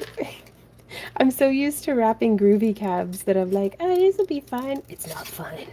It's not fine at all. All right, so the way I'm going to resolve this is I am going to scooch this down so that the tip is cupped. And we'll be able to do some wrapping and some tomfoolery to get it to be. We'll figure some things out for up top, y'all. So, getting our wires out the way. I'm going to tell y'all though, Randy and I set some stuff on fire in the backyard and rinsed out tie-dye. So just playing in the hose is still, tie-dye is my favorite summertime craft because you can do it in your swimsuit. We gave Z-Dog a bath because he's a stinky boy with his special soap because he's an itchy, stinky boy. Ooh, Sheila, I like that, putting a bead in the top. That'll be perfect. Now, we didn't include beads in the kits. Okay, so we're going to use another piece of that cut-off wire. And I'm just going to choose this one because it's closest to me. We're going to 1, 2, 3, 4, 5, 6, 7, 8, 9, 10. So it's good and locked in. Oh yeah, I could wrap tie-dye while in the pool. If you put a towel down on the edge, yep. Possibly. It depends on what style you're doing. You might need to soda ash them, later. But, like, if there's a crafter, there's a way. And also, it's okay sometimes to just take days off and be in the pool without crafting. You could knit. I don't know what you'd be knitting, but you could knit.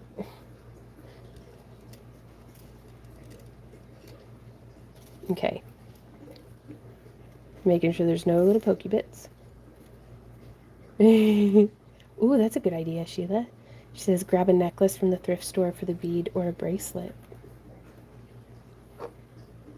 I'm going to show you guys how to make like a really cool little spiral. Ooh. You could weave chainmail in the pool. Just, it's the super, super small scale where you throw the rings into the bottom of the pool and then you dive down to get them. All right, so now I'm shaping this off to the side, and I'm shaping this off to the side.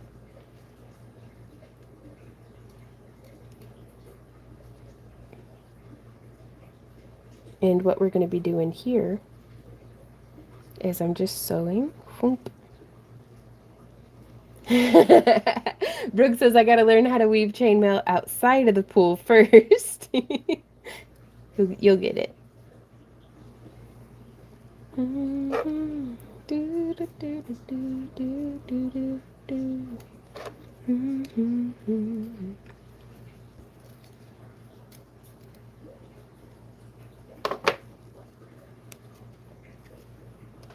Okay, so I've wrapped just about as much as I think I'm happy with wrapping right now. I'm going to take my pliers and I'm going to go like this. And I'm going to go like to do like a bend. And that might not seem like a whole lot, but it's doing quite a bit to pinch to keep that from wiggling. So I'm actually going to grab our finer tipped pliers. I'm chainmailing today, finishing up the earrings for the VIP bags at CreepyCon. Ooh, I'm down to the last 10 of the 125. Wow. I hope that this is such an abundant, but I hope you get such an abundant return on your investment, because that's such an amazing thing that you're doing. Ooh, Ventura says, what type of chainmail do you prefer? I got some aluminum and it's pretty, but it's so lightweight. I love aluminum for specifically that reason. It's very lightweight, very easy to wear, very easy to weave. Oh no, is that just going to pop out? We can, and I really like this 18 gauge wire because it is robust enough that with some specific bends, it'll hold things in place. Um,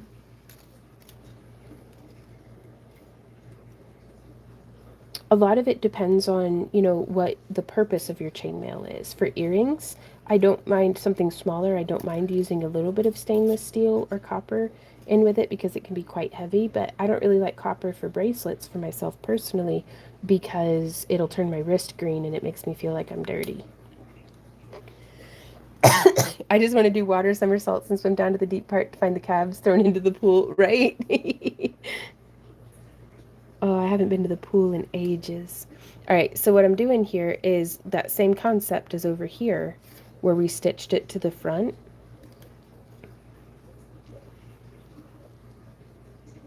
I'm just going to be stitching around.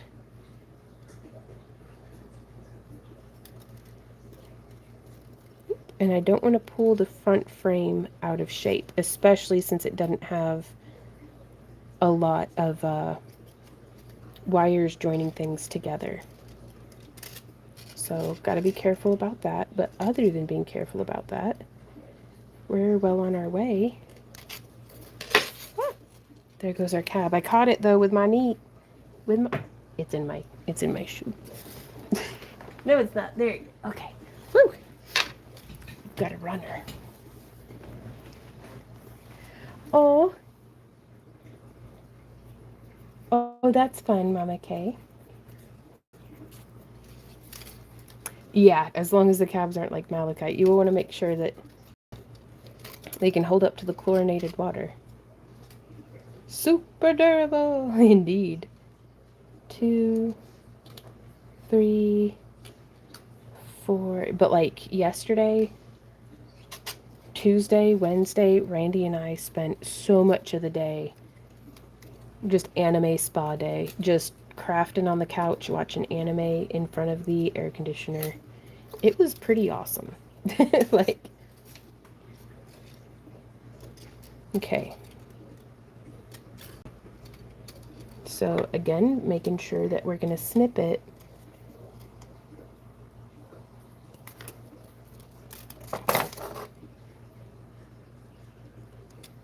so that there's no little pokey bits protruding.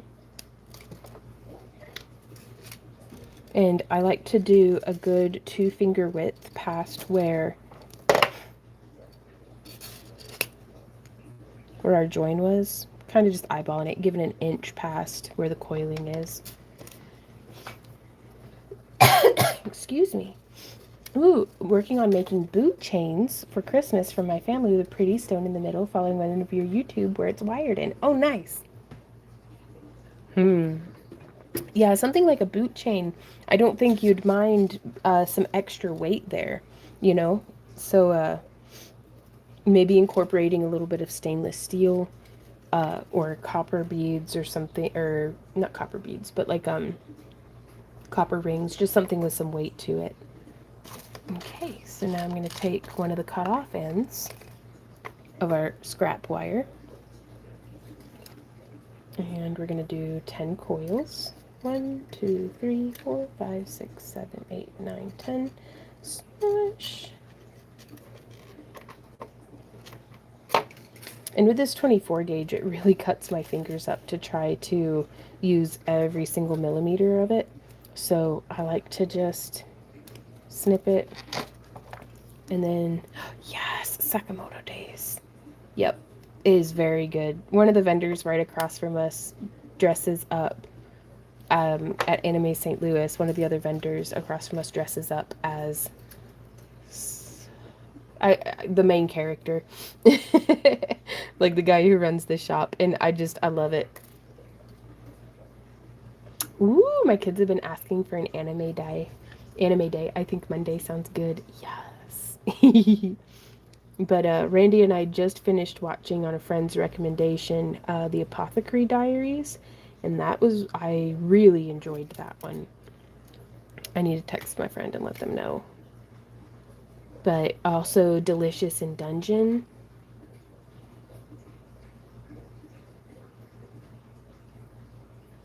That one was a lot of fun to watch. We could only watch that one with dinner though because they animate the food so well that it looks just stunning to like, oh, I want to eat that.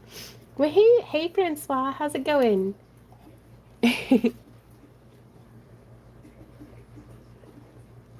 And then, so we're hooking around. I don't even know if it's the same one, but I'm just gonna commit and do it. Because quite frankly, my hands hurt, and I just want to get through it. You know, that's pretty good. That's not bad. We got this. All right, and now I'm gonna go 1, 2, 3. Gotcha. I highly recommend Ventura says, I guess I will check on the stainless steel. I like stuff that has weight to it for bracelets and things like that. Not for earrings, way too heavy. Gotcha. I highly recommend the saw cut from the Ring Lord. They have really good stainless steel, though it may need tumbled because from my own experience with coiling and cutting my own stainless steel rings is that they deburr perfectly in like a rotary tumbler, but they can tend to have a lot of burrs on them from the cutting process.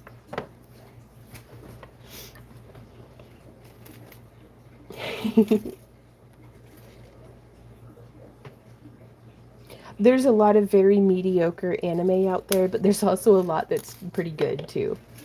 Like, if I could recommend one anime, it would at Journey's End. I don't know, like, I don't speak Japanese. I can't even pretend to pronounce things. But the English translation is Frieren at Journey's End, and it is so good. It's beautifully animated. The music is amazing. Like, everything is just like, mm. Bye, Christina. Have fun and be safe. We love you. And just to brag, just in case everybody didn't know, Christina gave me away at my wedding, you guys. Like, she is one of my best friends in the whole wide world. And I love her. And she's awesome.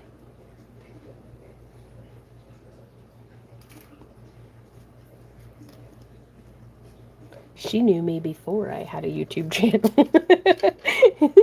And in fact, I think, other than Randy, she is one of the people in my life who has known me the longest.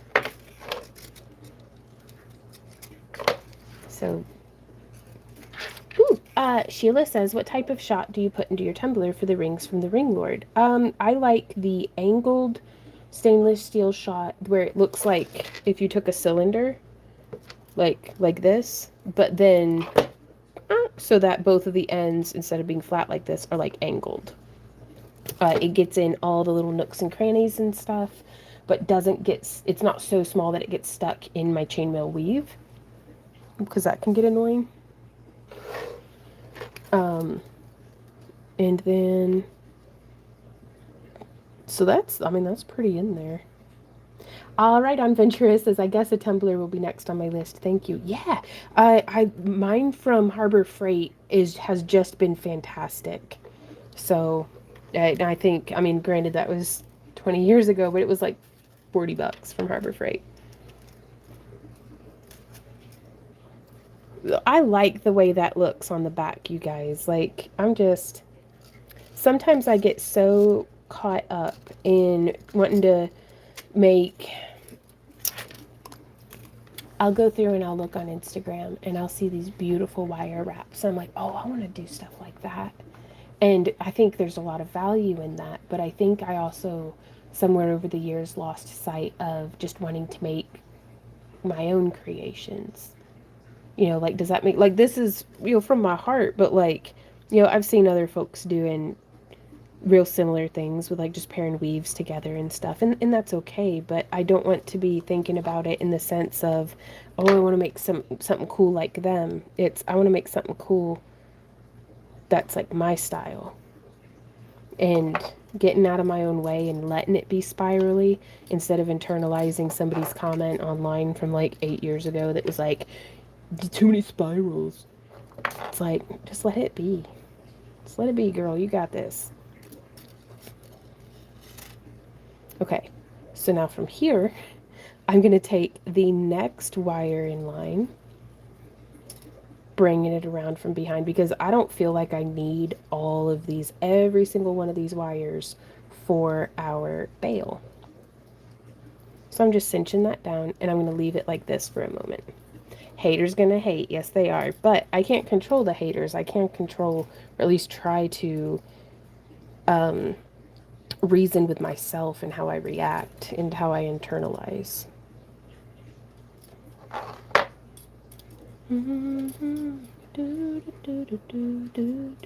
So I'm just pulling with my pliers and bracing with my fingers.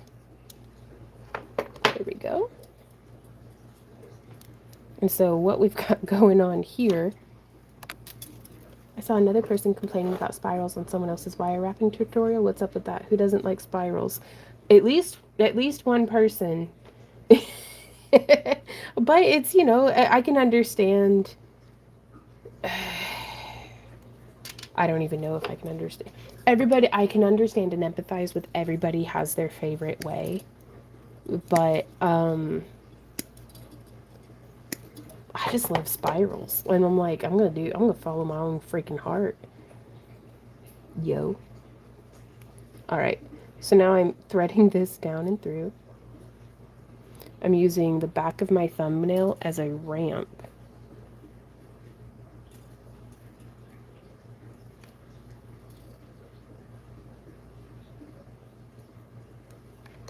To kind of push that wire off to the side, and we can fine tune this here in a moment. Cranky because they live in the Uzumaki world. Spirals made of spirals made of spirals. Like, well, that okay. Is it? Bless their heart, I think is the thing to say, and just move on with my life. There we go. So now, making sure I'm tugging on the right wire.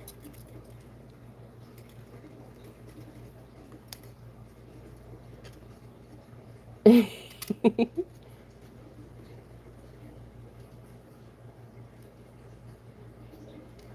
what was it I just said that I don't like crossing? There we go. Yeah, I don't want to twist the wires over each other too much if I can help it. But I'm just going to come up this way and go around that spiral.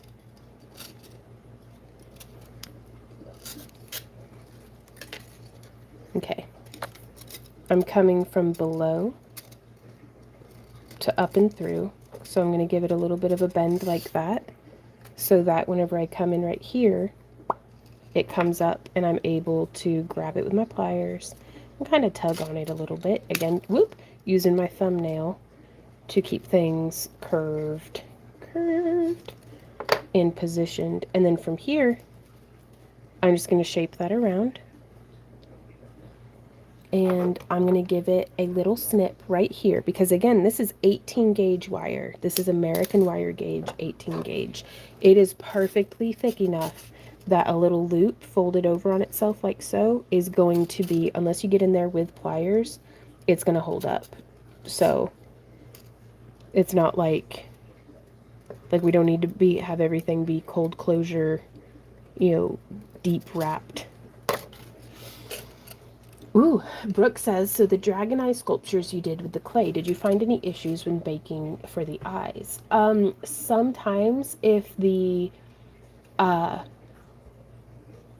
yes, sometimes the acrylic will lift off of the glass whenever it's making a little too firm of contact with the polymer clay.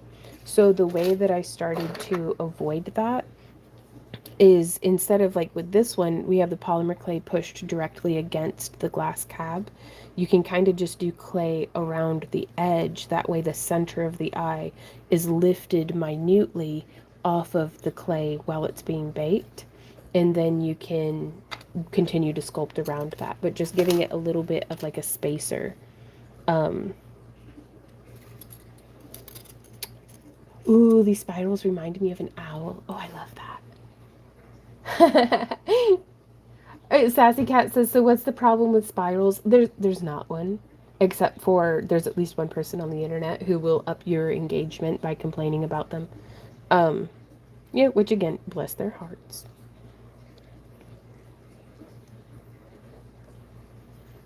But I may be moving households, but one of the biggest things that I'm unpacking through all of this is I'm trying to unpack all of the mindset and all of the things that don't serve me, because I don't need to keep I'm not carrying them back over the Mississippi when we move. I'm just not doing it.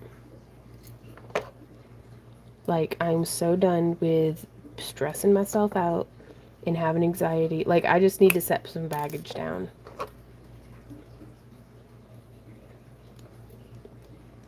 And so I don't go to therapy. I go live stream and complain to y'all about the things that make me sad and grumpy. So thank you for being here.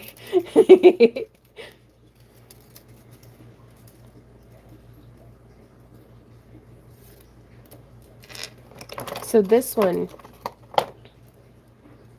dust it off and leave it behind. Yep. This one's kind of poking out a little funny there, so I'm just gonna take it and do a little bit of a bend twist. Just to hopefully... No, it's still gonna poke. Well, but it doesn't anymore, so that's good. I like him too, Sassy Cat. Looks like a really cool bug. Oh, I'm digging that. But yeah, so now it's not going to just fall out the front because we made it look like a bejeaner or a really cool bug. So now we get to, we have an hour to work on the bail. Stretch break. Ooh, ooh, ooh. Oh. Oh, if people would do more arts and crafts work, they would have less time to not be nice. You teach us anything that I've already learned, I teach to other people. That's awesome. Knowledge is for sharing. Like, ideas are for sharing. Creativity is for, is for doing and sharing. And it's like, so I love that we get to do what we do, but man, it's like, I need to not let any obstacles get in the way of that, whether it's haters or difficulty. The obstacle is the way. We'll keep working around it. We'll keep doing our thing. So just filing down the split part of my nails. There we go.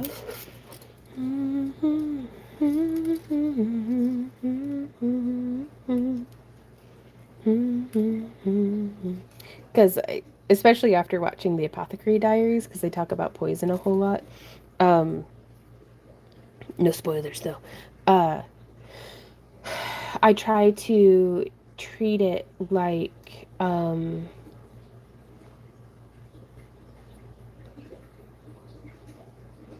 sometimes people leave their poison in the comments. Just because it's there doesn't mean I need to drink it and let it live in my mind. So,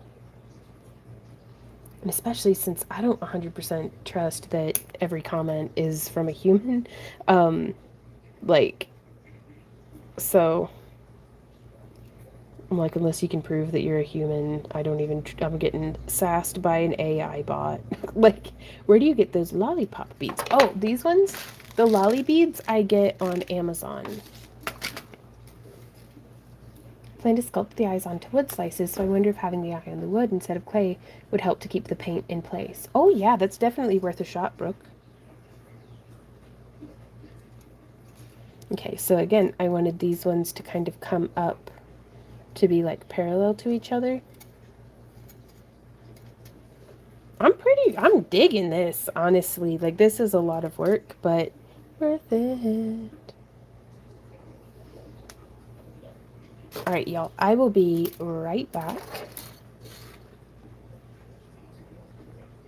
So, wonderful opportunity to refresh your drink and have a little bit of a stretch, but we will be right back, you guys. No buns for your sloppy joes. Oh, I love sloppy joes. Hey, Randy, do you like sloppy joes?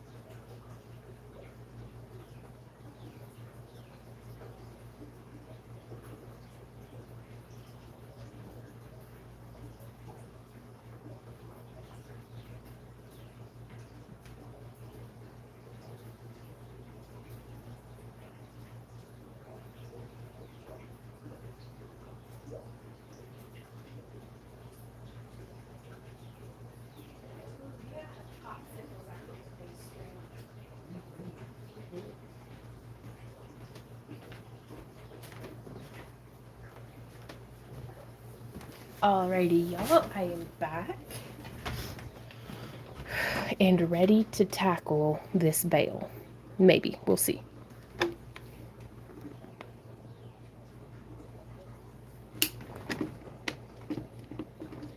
Ooh. Oh, I like that, Mare.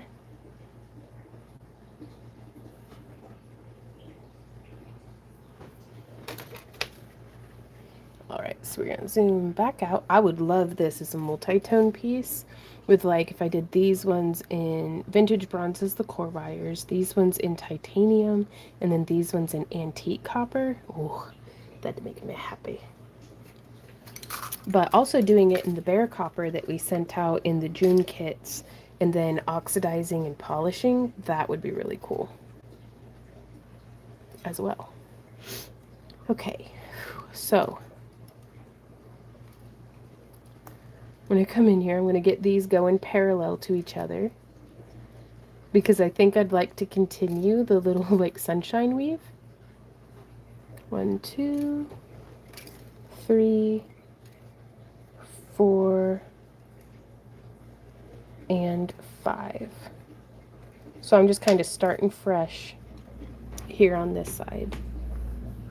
Ooh, potato chips and potato chips. Potato salad. Ooh. Well, hey, potato. Says potato regular says nice work. Well, thank you very much. Oh, I really like the movie Moana.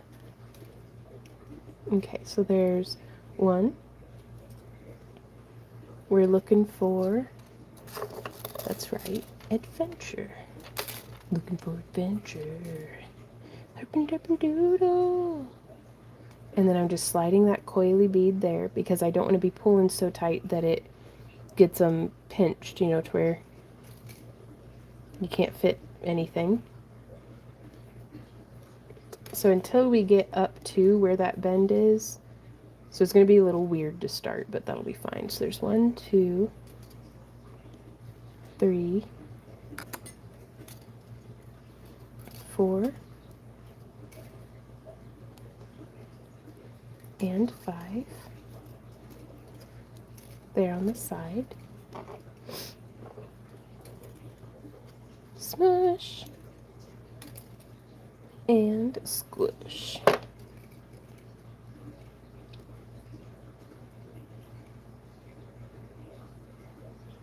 We need more.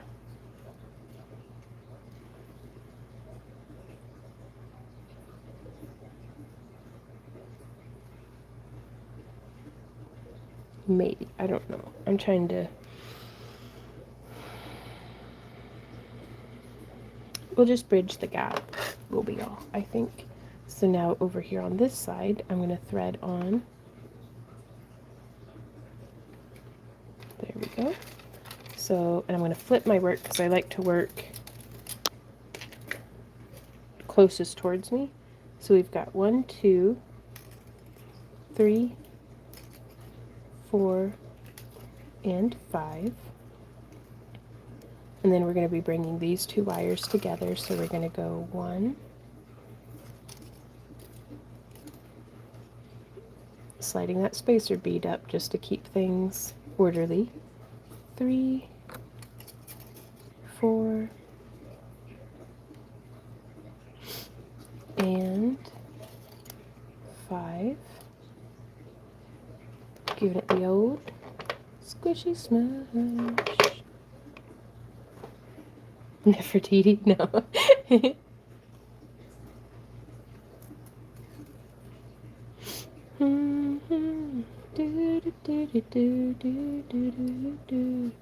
Alright, so now I'm going to go around like this. There's 1, 2.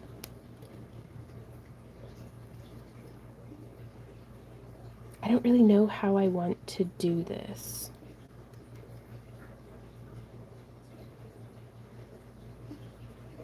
So what I think I'm going to do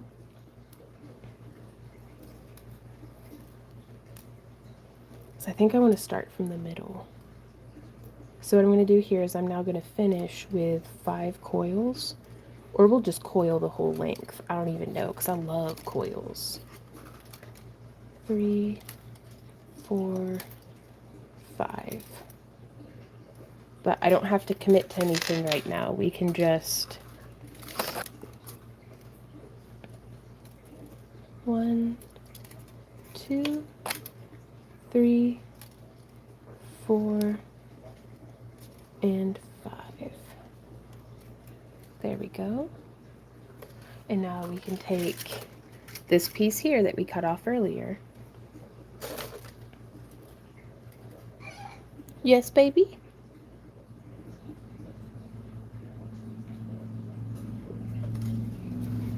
Oh, you're such a good kitty. We'll cuddle later in front of the air conditioner.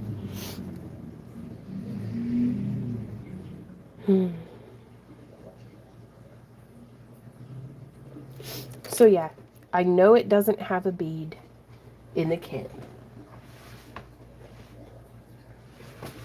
But I'm gonna find a really pretty orange bead.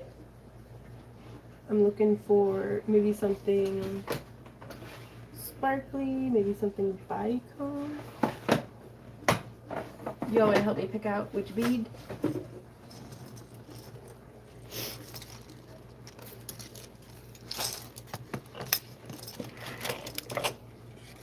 Ooh. Well, I already found which bead I want to use. It's gonna be this one. But we could do something yellower.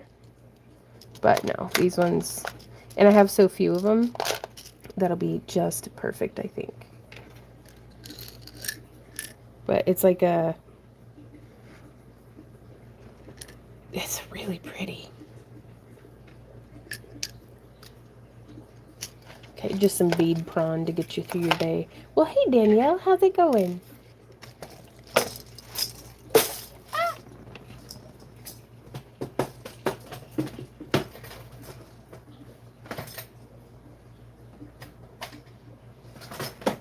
Okay, so I'm going to thread this bit of scrap wire through here. Hey Deborah, how's it going?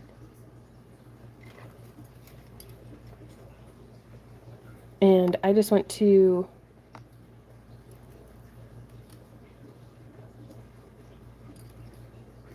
bring this around here like so.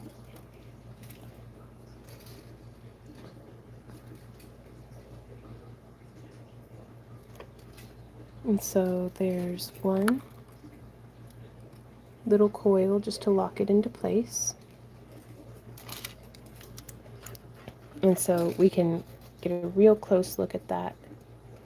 I just want to, boop, smush those two wires a little closer to each other.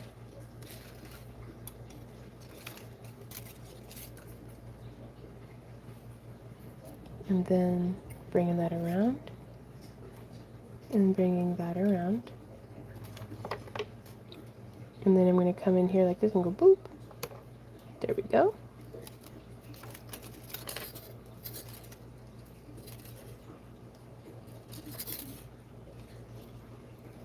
Because I don't want it to be sitting crooked. Oh no, is that the spot even where I wanted that, or did I want to put it more right, like right there? I kind of like it right there. We'll do some wire up at that top part. So here I'm using, it's one of the 18 gauge core wires that we had used, but that'll might be a little too stiff. I don't have to add anything yet. Oh, I didn't think of that it looks like macrame. Oh, I love that so much.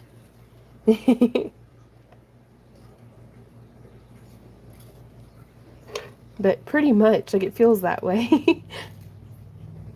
Alright, so I'm going to do another little coil. So there's 3. Let's get that moved back up to being kind of nice and even. So coming around like that. Ooh, wow. Wind just picked up. It's about 20 to 30 miles per hour. I thought my neighbor was taking his hot rod out. Oh my goodness.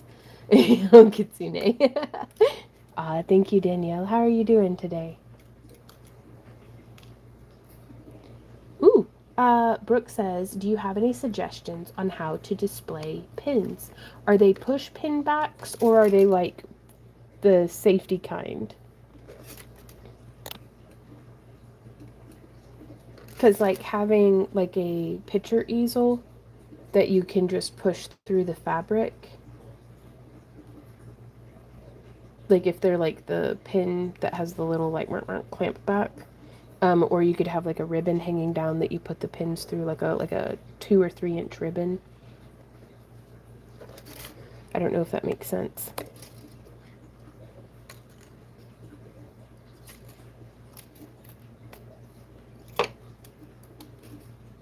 Mm. Mm. Mm. Mm. And 5. So I'm going to give that a pretty serious squishy smush. Sorry, I don't mean to wander out of frame. Ooh, be safe if you've got weather incoming.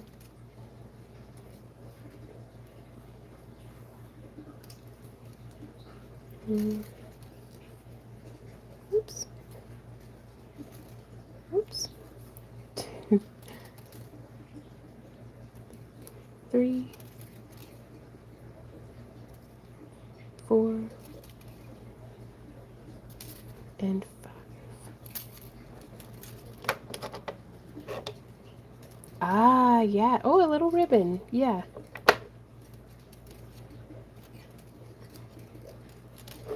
Okay, so I can always snip these wires later. Or I could snip them now. Let's do like 3 more. Nope, we're doing it backwards. So there's 1, 2. Whoop. Bend my wires out of alignment. I would be doing this with anything other than a 24 gauge if I were working outside of the confines of trying to just use what was in the kit. Like, I really only enjoy the 24 gauge for doing stuff that I need to be a little stiffer, like this edging.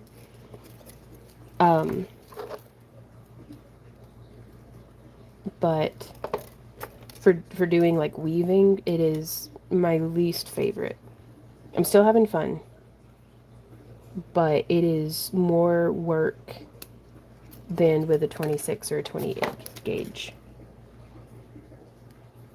Ooh, Brooke says, though, I guess I could do a display version and then have the pins in a bin that I grab from. That's a really good idea. And it certainly, if things get really busy, that's a lot, like, it's a lot easier to not have to restock.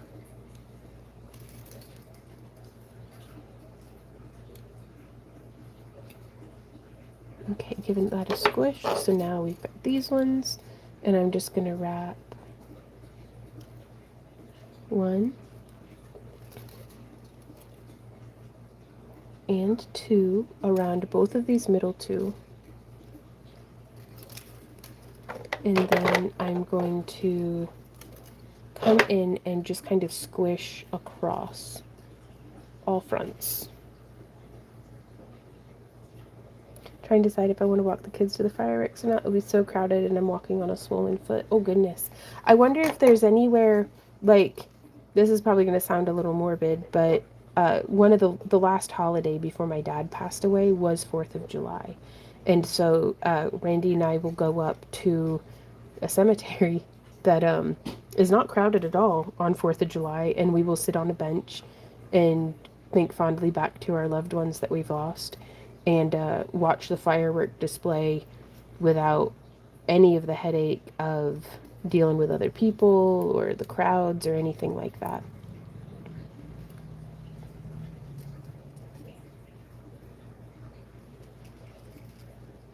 But, so it's like a kind of like a midsummer Day of the Dead for us. We'll just go have a little bit of a picnic, sat out in a cemetery watching the fireworks.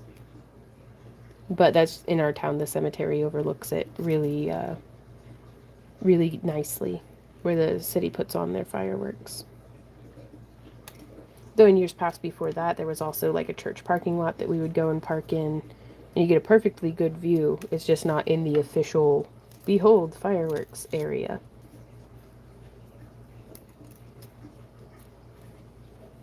Oh, and wow. Well, hey, YouTube Sucks says I used to know a guy who would make trees with copper wire and copper ribbon for leaves. I bet that looked so cool.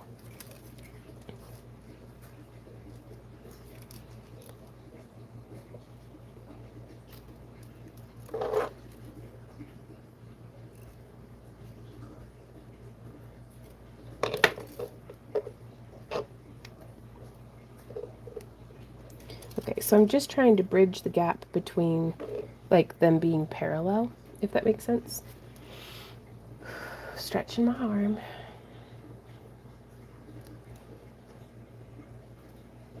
And so from here, I'm now going to wrap around all four. What did I do with my coily beads? Because I need them. Where are my beads at? And so I'm just going to slide that little coil bead down on this side.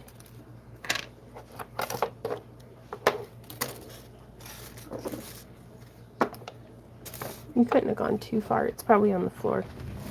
Wish me luck. It's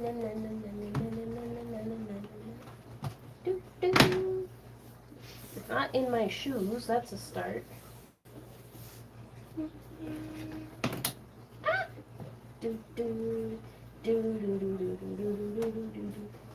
Yeah, no, I don't see it. Okay. Oh, 10 points to Gryffindor. I just found it. Okay, here's my...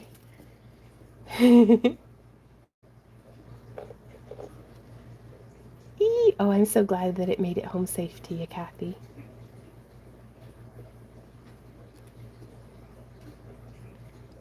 But yeah, so now these beads will help us to maintain the spacing in our piece.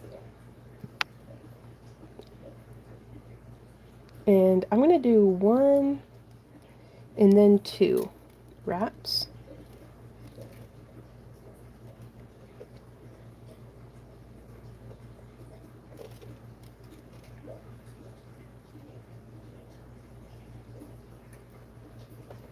Let's see, can we come in here and give that a smush? I've not done a bail like this before, so I have very little faith in what I'm doing, but that's okay. It ain't gotta be perfect. It's gonna be super cool, I bet, maybe. Okay, so I'm not going to be doing wraps like that because this is just, I'm making headaches for myself and I wanted this to be simple. So I think I'm going to do one of those like wheat head or something where we're going to go like one, wrapping around both,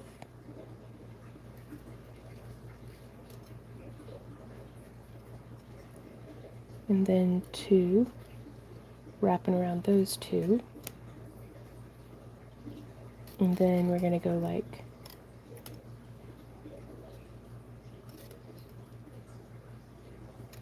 oh boy.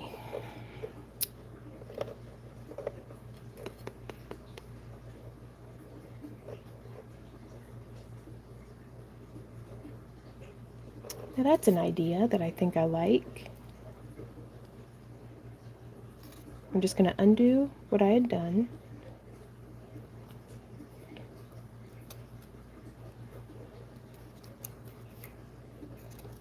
Up to that point. I'm going to bring this wire in between.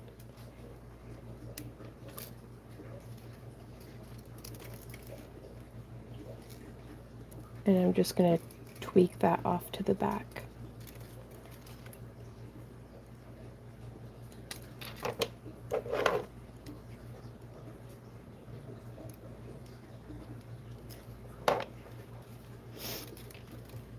Ah, well, thank you, Tracy. You be safe.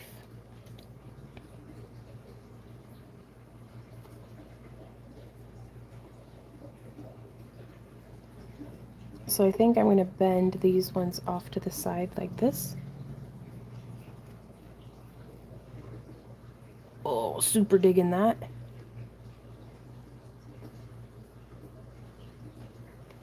And it's just occurred to me I didn't need to cut my wire there.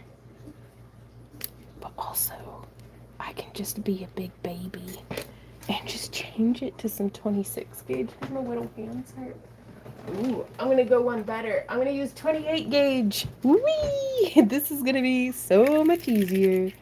Pulling off 5, no, let's do 10 feet of wire because I don't want to have to splice anything either. Snip.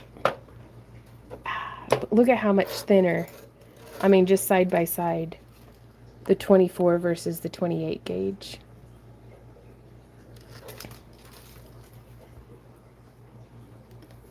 Just so much easier. Okay, so I'm finding the middle of my wire. Gosh, it feels like as thin as hair. I'm going to bend this back.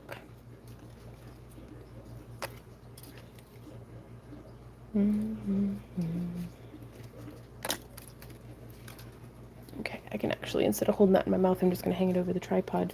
The reason why I've bent this wire back is I can kind of move these wires forward just a little bit, and now I can get into a motion of like cranking it. There we go.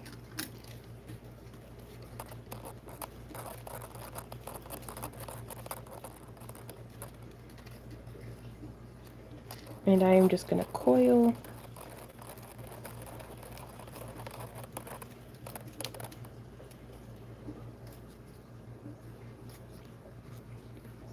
Let's do a little bit more than that.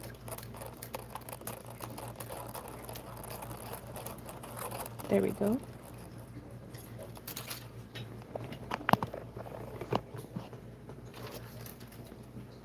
And I'm not going to snip the wire yet because I still just want it to be, I'm going to try to figure it out, you know, but I'm going to rotate now. And I'm going to bend this wire down and back. I'm going to bend that one kind of forward a little bit. Again, just trying to clear the path to make way for a little bit easier wrapping.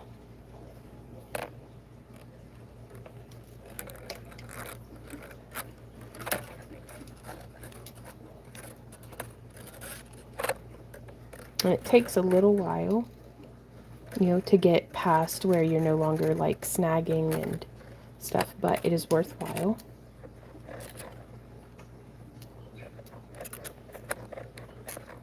I only go about 10 coils before smushing it back in and choking back up on it. Because I don't want to do what I call jackknifing Oh my goodness, I'm so tangled around the, there we go. I was fixing to get a kink in my wire because that was hooked around my charging cord. So just the fewer things I can have in the way, the better, but welcome to the reality of, you know, my craft table. 3, 4, 5, 6, 7, 8, 9, 10. But yeah, whenever I jackknife, I can demonstrate with a scrap piece. If you're holding too far apart and you push, that's what I call a jackknife. And so I don't want to be holding too far apart and have that happen on what I'm coiling.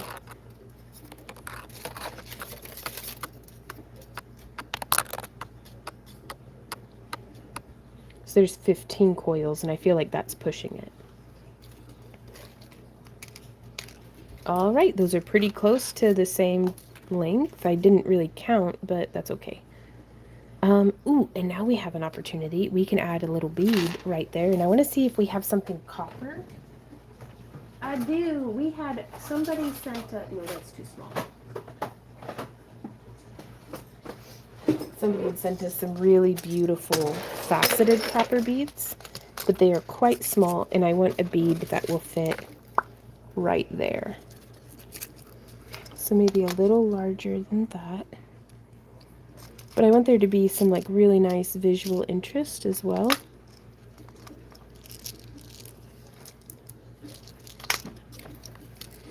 So do I wonder, do I have any wee bitty? Wee bitty. Ooh, I got a wee bitty. I need a slightly less wee bitty. There's a copper lined. I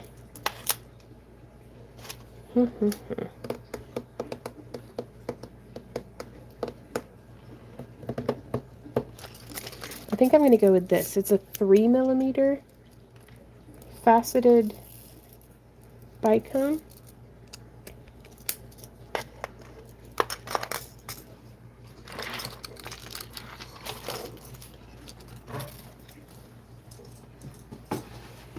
So, ooh, if I could find my genuine Baltic amber, that might be really nice. But I'm kind of going for the sparkle and flashes. Yes. So I just wanted something that would be like nestled in the recess. Ooh, something goldstone or yellowish. I like that. Ooh, a spiral would look cool. Let's test and see what we would think of a little bead right there.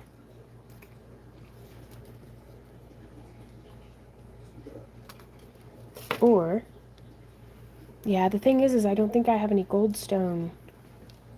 Like, I don't have any 4mm goldstone. I wonder, where's my amber at? This is, ooh, okay, I've got some, okay. I've got some genuine Baltic amber from like 20 years ago. It's been heated. And then we also have some citrine.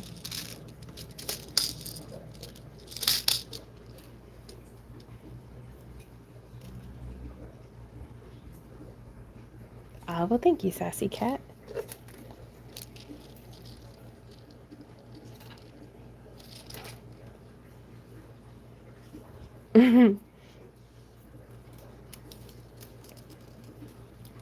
I'm holding the wire in my mouth, but I'm going to try one of each.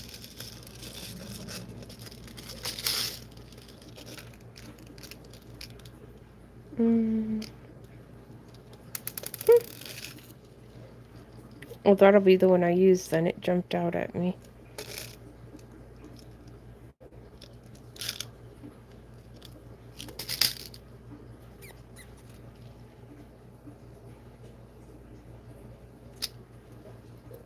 Okay, so we have a few options here.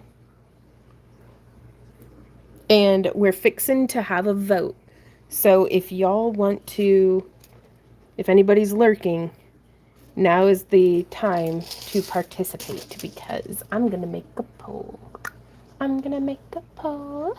I'm going to make a poll. Which bead to use?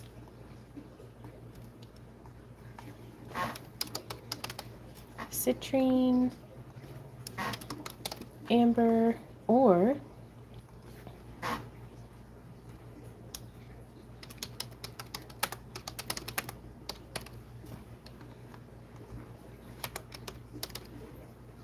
and I don't know if it's pertinent. And that's a 4mm citrine as well. Okay, starting the poll. And now I can show you guys. We each just get one vote. Pick me, says a mermaid.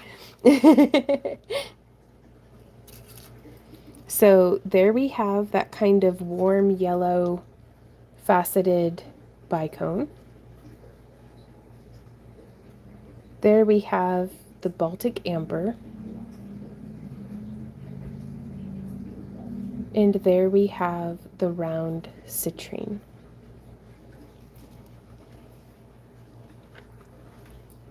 So we're going to give it just a few minutes to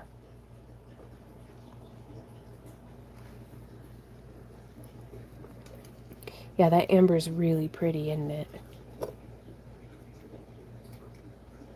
I like the translucency of the citrine, and I like the sparkle of the faceted bead, but just a little bit of genuine, I mean,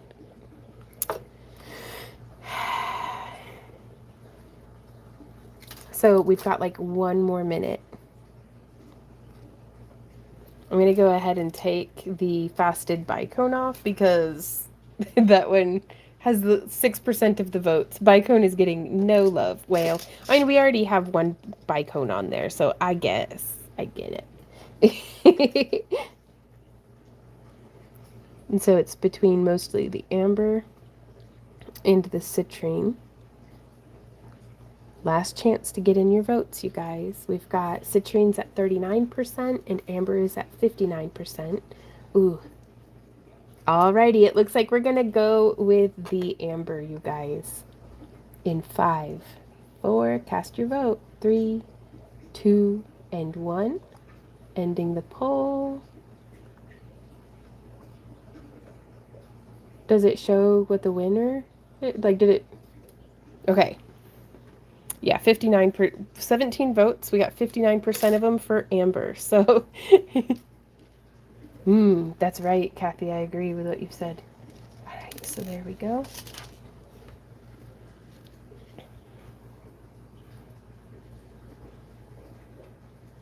Yeah, it blended really well. I think the amber is going to stand out really nicely. So, lining up the ends of our wire, I'm just going to thread through here and here as far as, well, maybe I'll just do one at a time. There we go. And then threading through on this side.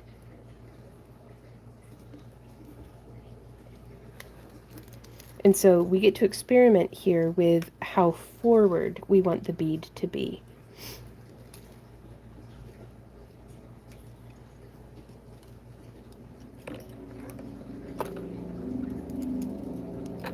Oh, that's perfect, I think.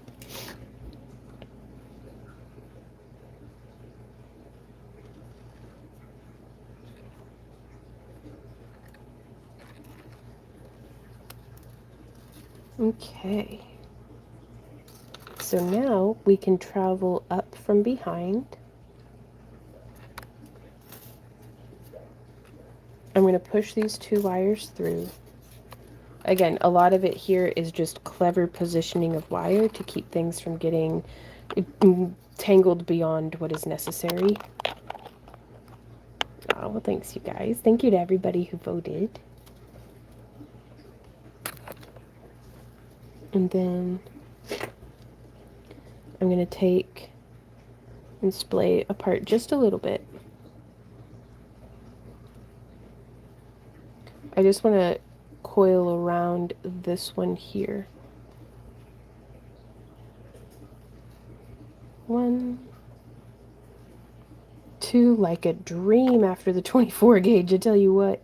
3, 4, 5, 6,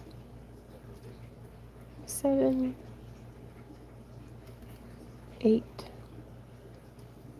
9, and 10.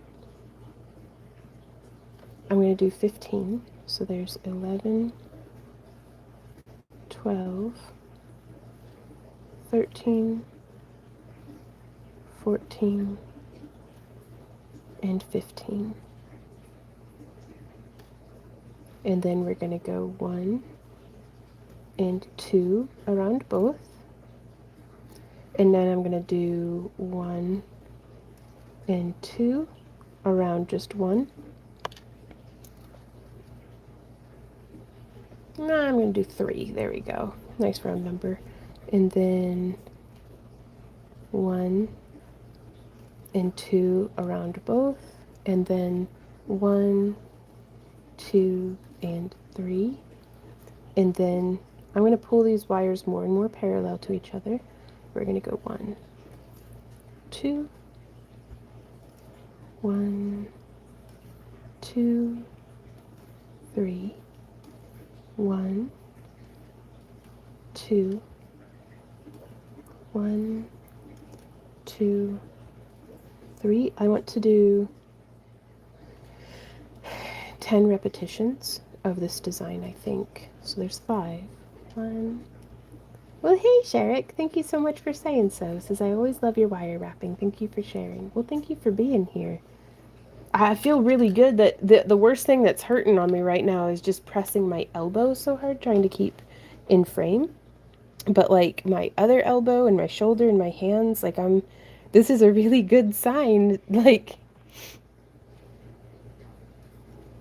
2, 3, like my fingertips are a little sore. You can see perhaps they're getting, but that's good for me. That will just build my calluses up. Mm-hmm. Mm-hmm. Mm-hmm. Mm-hmm. Mm-hmm. 1, 2, 1, 2. Now you could totally do this with the 24 gauge wire. My hands hurt and I'm tired. More than I want them to. They hurt at least. But it was going to do me in using that 24 gauge. But yeah, so we've got, look at how I love, oh, that is such a huge compliment. Danielle says, I know you've done this for a long time, but you make it look so effortless. Oof, I'm putting in maximum effort, y'all. It's kind of just the muscle memory helps so much. But just because you know the steps to a dance, you still have to give yourself to it. So this is just dancing with the wire. 2. The eye knows where to look, the hand knows where to go, but I'm still having to use my whole freaking brain, which is okay. Mm, mm, mm. So we've got 1, 2, 3, 4, 5, 6, 7, 8, 9, 10 renditions or repetitions of that pattern. So now chaining that wire off to that side, getting this wire up on out of the way, getting this wire up on out the way. And now on this side, also I do not like my wires pointing towards my face because given the opportunity, I can and will poke myself in the eye. So you gotta watch out for that. And so now this one, I kind of have to weave backwards. Like I changed the direction that my hand's coming in from. So there's 1, 2, 3, 4, 5, 6, 7. Oh, I'm glad the wind has calmed down. Well, hey, Tammy, how's it going? 8, 9, 10, 11, 12, 13, 14, and 15. Now from here, because I'd prefer to be wrapping overhand as opposed to underhand, I am going to come up and in between and then come down. So I'm putting in a little bit of a figure eight just to cheat and be like, well, because I want to. Um, Actually, and it looks like I need a few more coils before, sometimes even though the number is the same, if it's just not lining up, just add more coils. Nobody's going to notice if that one's 20 coils and the other one was 15. But what I will notice is that it is not symmetrical and it's on the bail. So that's like right where I want it to be, you know, lined up. There we go. That's perfect. It's perfect as it needs to be, rather. And so now I'm going to go, there's 1 and 2, and then 1, 2, 3. So even though that's looking a little wonky there on the back, when we flip it, it just looks like 2 wires. Wait, what am I? I'm coiling on the wrong side. Uh-oh. That okay? We'll just uncoil the coils, because I'm a bad old bear.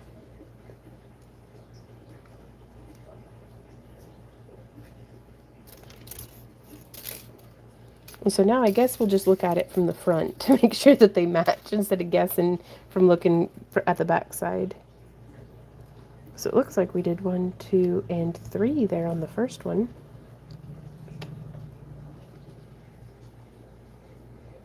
See how that looks like 3 wraps? It's not a mistake if we just mirror it on the other side. Oh, this is a much easier angle. Fantastic. So there's 1, 2, and 3 before I get ahead of myself. And then 1, and then 2 around both. And then there's 1, yes, 2 and 3. And then 1, and then 2, making life a little easier for ourselves. 1, 2, 3, 1, 2, 1, 2. Hey, Andrea Robertson, how are you doing today? 3, 1, 2, 1, 2, and 3, and 1 and 2 around both. 1, 2, 3. So we've got 1, 2, 3, 4, 5, 6. 1, 2, 3, 4, 5, 6, 7, 8, 9, 10. Okay, so there's 4.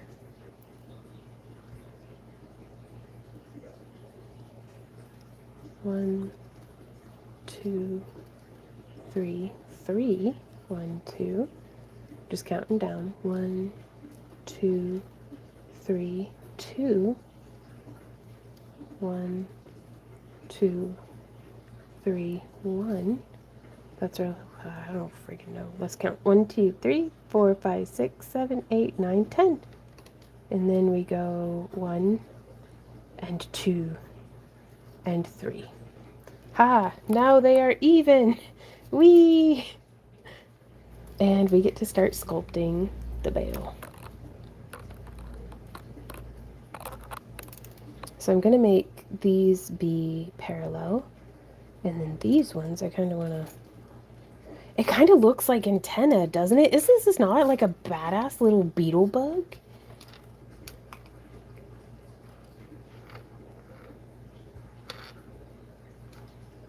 My hands are all sweaty. Ugh, mom's spaghetti. All right. Ooh, let's drink some water. Hey, Andrea, how are you doing today?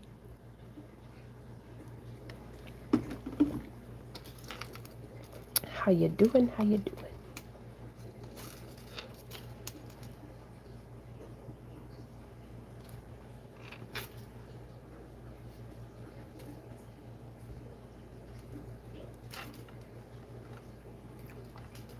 I almost want it to look like a little potion bottle full of sunshine. I got sunshine on a cloudy day.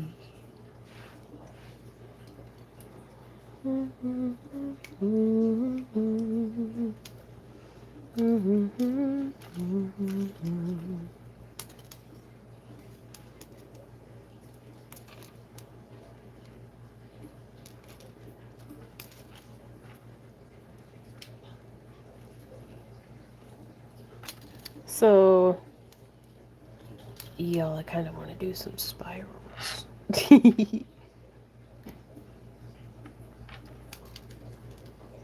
Changed my mind. Don't want to do spirals. But I could do it.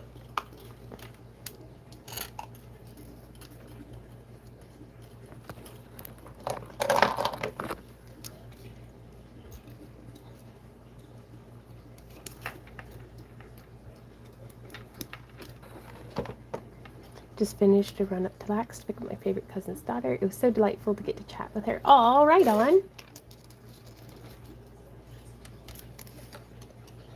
Well, that's awesome. Okay, so what I'm doing here is I'm just going to wrap these wires around. Yeah, so we're going to go ahead and terminate this wire.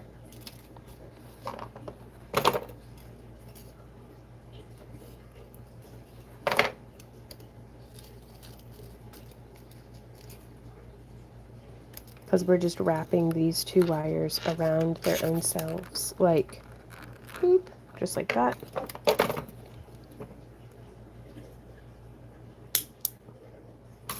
Love these wire snips. They just chomped through 2 strands of 18 gauge. Like it was butter.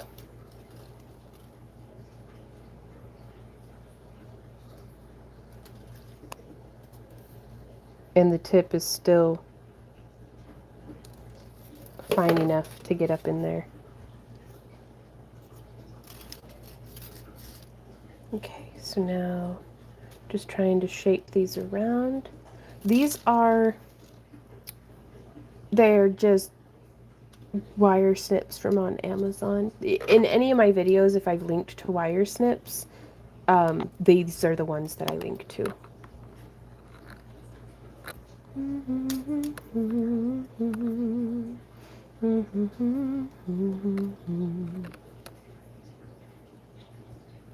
So I didn't get as smooth of a whoo on this side. I think we'll survive.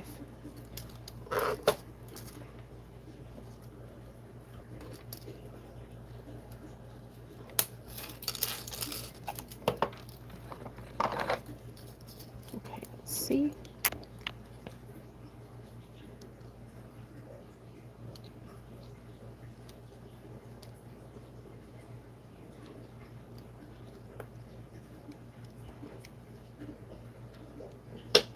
There we go.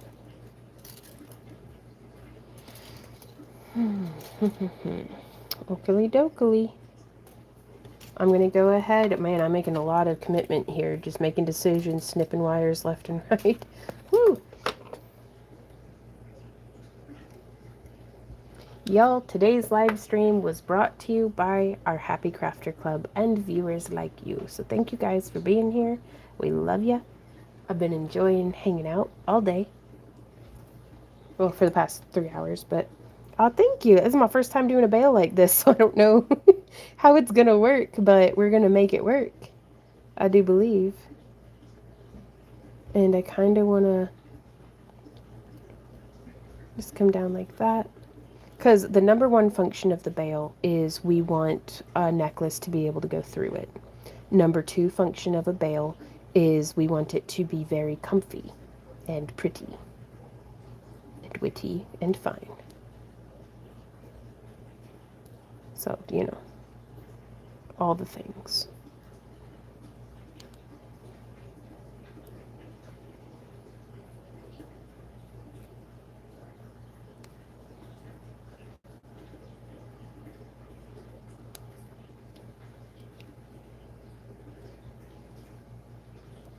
So just kind of getting up in there, going like this. Yep, a little ram horn bail, kind of. And then if it's not even, I just take it and smush it on my desk until it's, nope, still not even. More smushing is required. Boom, freaking nailed it.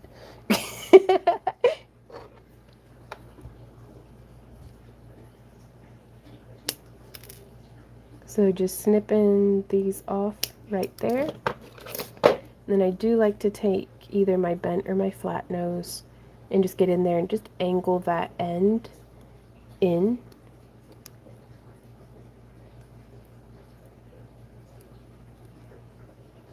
Just so that there's nothing to catch. I think I do prefer my bent nose pliers for this, because it just lets me kind of tuck that little weird end in. And I like it to be on the bottom, because if you pretend like this is a chain or a beading cable, it won't get snagged on that little cut bit. But if you're worried about it, you can just tuck it in a little bit more.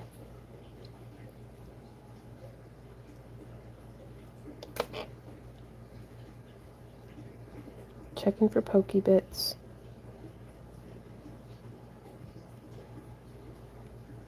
What do y'all think? Is that a good thing? And then I bet, well, I don't know where, here, just a sec.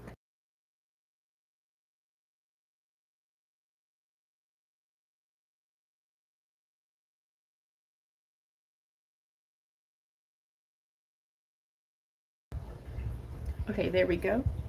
Oh. Sheila says I was a little concerned when you were cutting all the wire away. Same. So, because there's a little ring on there, my chain is a little too big to fit through here. So, I'm going to put it back, and I'm going to go grab one of our other chains, because I want to see how this wears. So, I'm going to put my shoes back. Ah! Well, there's something sharp in my shoe. Nowhere's safe. Goodness gracious, that's what I get for taking my shoes off, is now I got wire in them. Alright, I'll be right back. Let me go grab a separate chain. Though really, I'll just use some of this cord.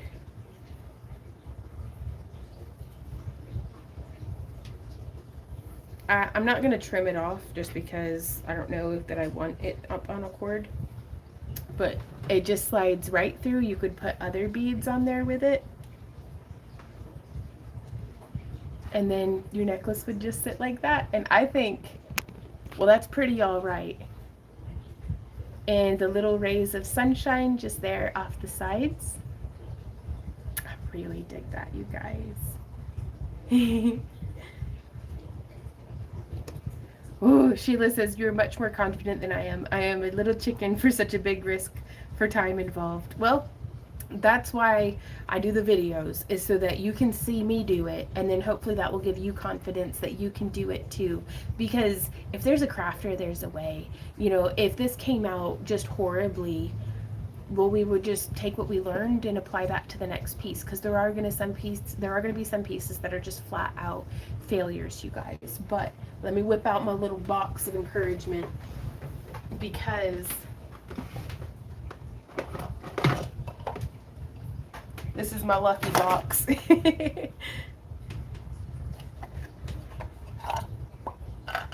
It's got, one time I stepped on a nail and I didn't get hurt. That was very lucky. This is the little bit of glass that almost cut a tendon in my pinky or thumb. Very lucky. And then this one, I'll never get tired of looking at this. This is not one of my first wire wraps. I think I'd been wire wrapping for like 2 years. But it was in the first batches of our dragon eyes. So, and I'm lucky that I kept with it, because can you imagine if we did a dragon eye like that, you guys? But just saying, I'm lucky that I kept with it. keep with it and you'll surprise yourself at what you can accomplish. So, and hopefully our live streams and free tutorials and different things and our craft along kits will help you to get to where you want to go with your crafts, whether it's wire wrapping or chainmail or polymer clay. And quite frankly, even if you do like beading and macrame and stuff, we have our $15 kit, which is just the cabochon. So you can wrap along or make, just craft along with us using the different cabochons that we do each month. And these are the same things that we use in our own creations for in our booth. So, oh, Sheila, thank you. Thank you, Misty. Yep, it would just be a bit of wire lost is all worth the time to learn, 100%. And these are the same things that we make for in our booth. So I firmly believe that they are high quality and that they are desirable colors and different things. Like this is what I'm stocking my booth with. So hopefully it'll be helpful to y'all if you have a booth to stock or a website that you want to put inventory on, or if you just want to get into it but you're a little overwhelmed and don't really know where to start. Hopefully we can help you to get started, because I know for me that can be the hardest part, is to just get out of my own way and let me do some crafts. And then it's been so empowering to be able to make our own living off of it, because I mean, it's nice because our fallback plan is to go out and get real jobs, and that's been our fallback plan since 2008. And there wasn't another way that I didn't know how to. I was not doing super great in college. Like I didn't feel like I was learning what I needed to learn. I don't mesh well in corporate environments necessarily. So just, you never know what you might be able to benefit from learning something new. And if wire wrapping or chainmail or polymer clay are new to you, there's no telling what you might be able to do with it, or how you might be able to be helpful to somebody else. And it's been fantastic to be able to pay our bills off of this, and thanks to y'all for that too, because we couldn't do it without you. But when at the end of the day, when the money is spent and the beads have been repurchased, it's the joy that I get from hopefully being helpful to you guys and from getting to create things that I feel kind of proud of. We've come a long way up until my hand injury, and then recovering back from my hand injury, and I think it's beautiful from the back too. So I don't know, I'm rambling now, but live stream's over. We'll see y'all tomorrow on Kick. And sign up for our free newsletter. And I love ya. I'll see you tomorrow. Bye-bye. Happy crafting, you guys.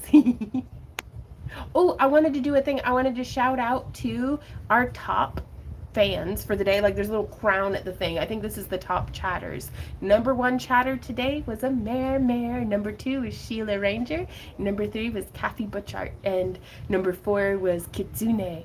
So good luck to everybody and everything that you do. I don't know. I just kind of feel like thank you guys for chatting with me, because otherwise I'm just chit-chatting into the void. But bye-bye, guys. Happy 4th of July. Wendy!